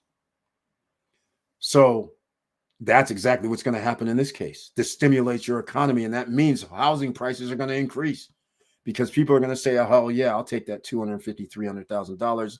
Well, how much did you say that down payment was going to be? Oh, your credit's so good, Mr. Bird. All you need is 10% down, $100,000 for the $700,000-$800,000 pad. Okay. So now I have another house, which is not under the restrictions. So am I going to use that second house as what? Business related, where I'll make money there? Or am I going to rent it out? What am I going to do? But I'm saying that gives you options. So it's not all bad because I'm not going to have to pay any money for it monthly. I don't mind paying at the end when I sell. It's not money that comes off my back. And there's going to be some smart individuals that's going to say, you know what? Yeah, I need that $400,000 note. And they're going to go, oh, by the way, I'm going to pay off the first thing. Now I owe nothing until I sell the house. I wonder what that stipulation is going to be, because that's what I'd be doing. I'd be like, wait a minute, hold up. Let me get that $300,000 from you. Let me pay off the IOU that I owe now of $175,000. I don't have a mortgage anymore. And you're going to get a percentage after I sell it. Thank you very much. That money that I was paying for my mortgage, I'm going to put into something that's making me money back. And I live in my house, literally, well, property taxes, insurance, water, sewer, garbage. But you can see it can work out. There's got to be some restrictions on a lot of things, because I'm thinking I'm taking the money and paying off the loan. So I have zero owed. We're winning. We'll see how it goes, because if that's the case, then that means people, the ordinary citizens, you guys could do damage, especially if you get somebody that's going to be a president of the United States and they give you some money to buy a house. And then you buy the house and you have an HEA in one or two or well, you're going to, okay, let's get this straight. Everybody who buys a home in the United States right now or a year from, well, right now, home prices are going to increase because the Fed's going to reduce the interest rate. I'm expecting December. All right. That's what I'm expecting. And then after December and then the first quarter of January, not January, but January, probably February 2026, I think they're going to do something again. So I think that's going to put it down to in the fours, if not down into somebody coming up with a 3.95. And the party starts where home prices are going to start increasing because people are going to be buying. And now if you include this HEA as part of something in someone's psyche, like me, I'd be like, oh man, hell yeah, let me get a house because in 3-4 years, the house is going to improve 500 G's, 400 G's. This is California I'm referring to. And so now I can go down and say, thank you very much, and either try to pay down my house or make a more passive income to pay down my house. Either way, it's a win-win. So get your credit in order, ladies and gentlemen. If you want to join us on WhatsApp, join our group, SSN Nation and Lifestyle. Let me give you the link in the chat room. Please get that and come join us. You're going to have to be approved. And I'm having a lot of people spam, which is not cool. They're basically people that you can tell they're scammers trying to get in the group, but I'm just not even having them added. So don't let that grab you the wrong way. So if you do sign up, hit me up at support@stopstrugglingnow.com so I can know what you're about. Let me see some social media platforms because there's a lot of people. When I let the wrong people in, they start spamming stuff. And it's hard to stop it. I have to block them, then they come back in, and then I got to reblock them. It's crazy. So have to be a little more selective on who's going to come in. But make sure if you come in, SSN Nation and Lifestyle is the group on WhatsApp. If you're interested in any property, anything you want to discuss, you can discuss it in that group, or you can send me an email at support@stopstrugglingnow.com. And if you need any help with anything, we do that too. We don't have any courses. We don't charge any fees. I generally have time. So I will just respond to you at my time, whether it's the same day, next day. But either way, I don't have any mentorship. There's none of that. So ask your questions in chat rooms. And Wednesday night at 8:50 p.m., just remember, everybody who's here tonight, if you're not a member of the channel with an icon, you cannot be in the chat room on Wednesday night. All right, just remember that. Everybody can watch. And then Friday night at 9-10 p.m. and then at 8:50 p.m. on Wednesday night, 8:50 p.m. on Monday. Tomorrow afternoon, I probably will be doing, in fact, I might even do a live stream. I'm going to the silver dealer. And I forgot to tell you guys, silver stackers here in Atlanta, these guys are clowning. They started talking about 80% of the value to sell. Then I finally got in touch with, where am I going tomorrow? Hold on a second. Coins and More up in Alpharetta. And he goes, oh, no, man, we do 93% of spot. I said, okay, now we're getting a little closer to the real deal. I don't know what these dudes, all these other people are talking about 80%. I was like, what are you talking about, 80%? And then finally, I got in touch with these guys, Coins and More, and they said 93%. And it was courtesy of Golden Coin Exchange in Atlanta, who does not buy silver. So therefore, he goes, oh, no, call these guys at Coins and More. And I was like, really? And then sure enough, 93% I can live with. 93% and up, I can live with. This 80% thing, losing 20% off of the spot price is insanity. So this is what I'm referring to when I'm talking with these gold and silver stackers, is that when I'll give you a perfect example. I bought some of this silver at like $13, $12, right? So remember, I had to pay an additional fee, right? They add on their fee. It might have been $1.50, $2. Remember? So even though the price of silver, maybe 12 bucks, 10 bucks, whatever it was, I had to pay an extra $1.50, $2 per ounce. So now 80% off of $30 is significant. So first I had to pay $12 to $13.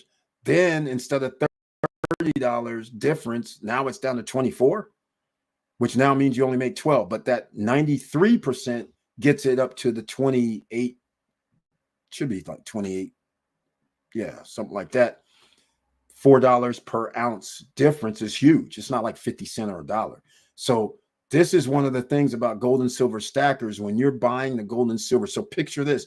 So if I was a silver stacker, for instance, and I bought more silver over time as the price increased, my dollar cost average would have been higher, right? So now, big deal if I bought it at $20 on the dollar cost average because I've been stacking. I bought it 25. I would buy it 30. Now my dollar cost average would be way higher. So now any of perceived profit, which it's not really because it can only buy the same thing that I could buy back when I bought it. But the point of the matter is that's one of my little things. I'm like, yeah, you should have it around, but I'm not the stacker type. And so that's why I'm like, okay, I need to do a little something that I wanted to do. And I don't know why I have this sitting around. So I was like, hell, let me see what I can get for it here in the ATL. And so, like I said, everybody's talking 80%. One guy at Coin and More in Alpharetta said 93%. His name is Hunter. I'll see if we'll have him on screen. So then I'll do a silver stacker, gold and stack. Oh, I got some gold too. I forgot about that. But anyhow, I'll do some video. Hopefully he'll let me video there. But this guy has an appointment every day. I have to do an appointment to go there. And he says I had to fit me in a slot. And today I couldn't go because his whole day was filled with appointments for people to come in and sell or buy gold and silver and precious metals. How cool is that? So there's a big market for whatever they're doing, but I'm going to find out tomorrow from him what's going on. And with all that said, ladies and gentlemen, make sure you stay safe out here. Keep the women and children safe, guys. Keep the women and children and guys, you stay safe, because there's a lot of people out here under stress and duress because of so many people that have financial difficulties. And with all that said, keep your head up, keep moving, and I'm out.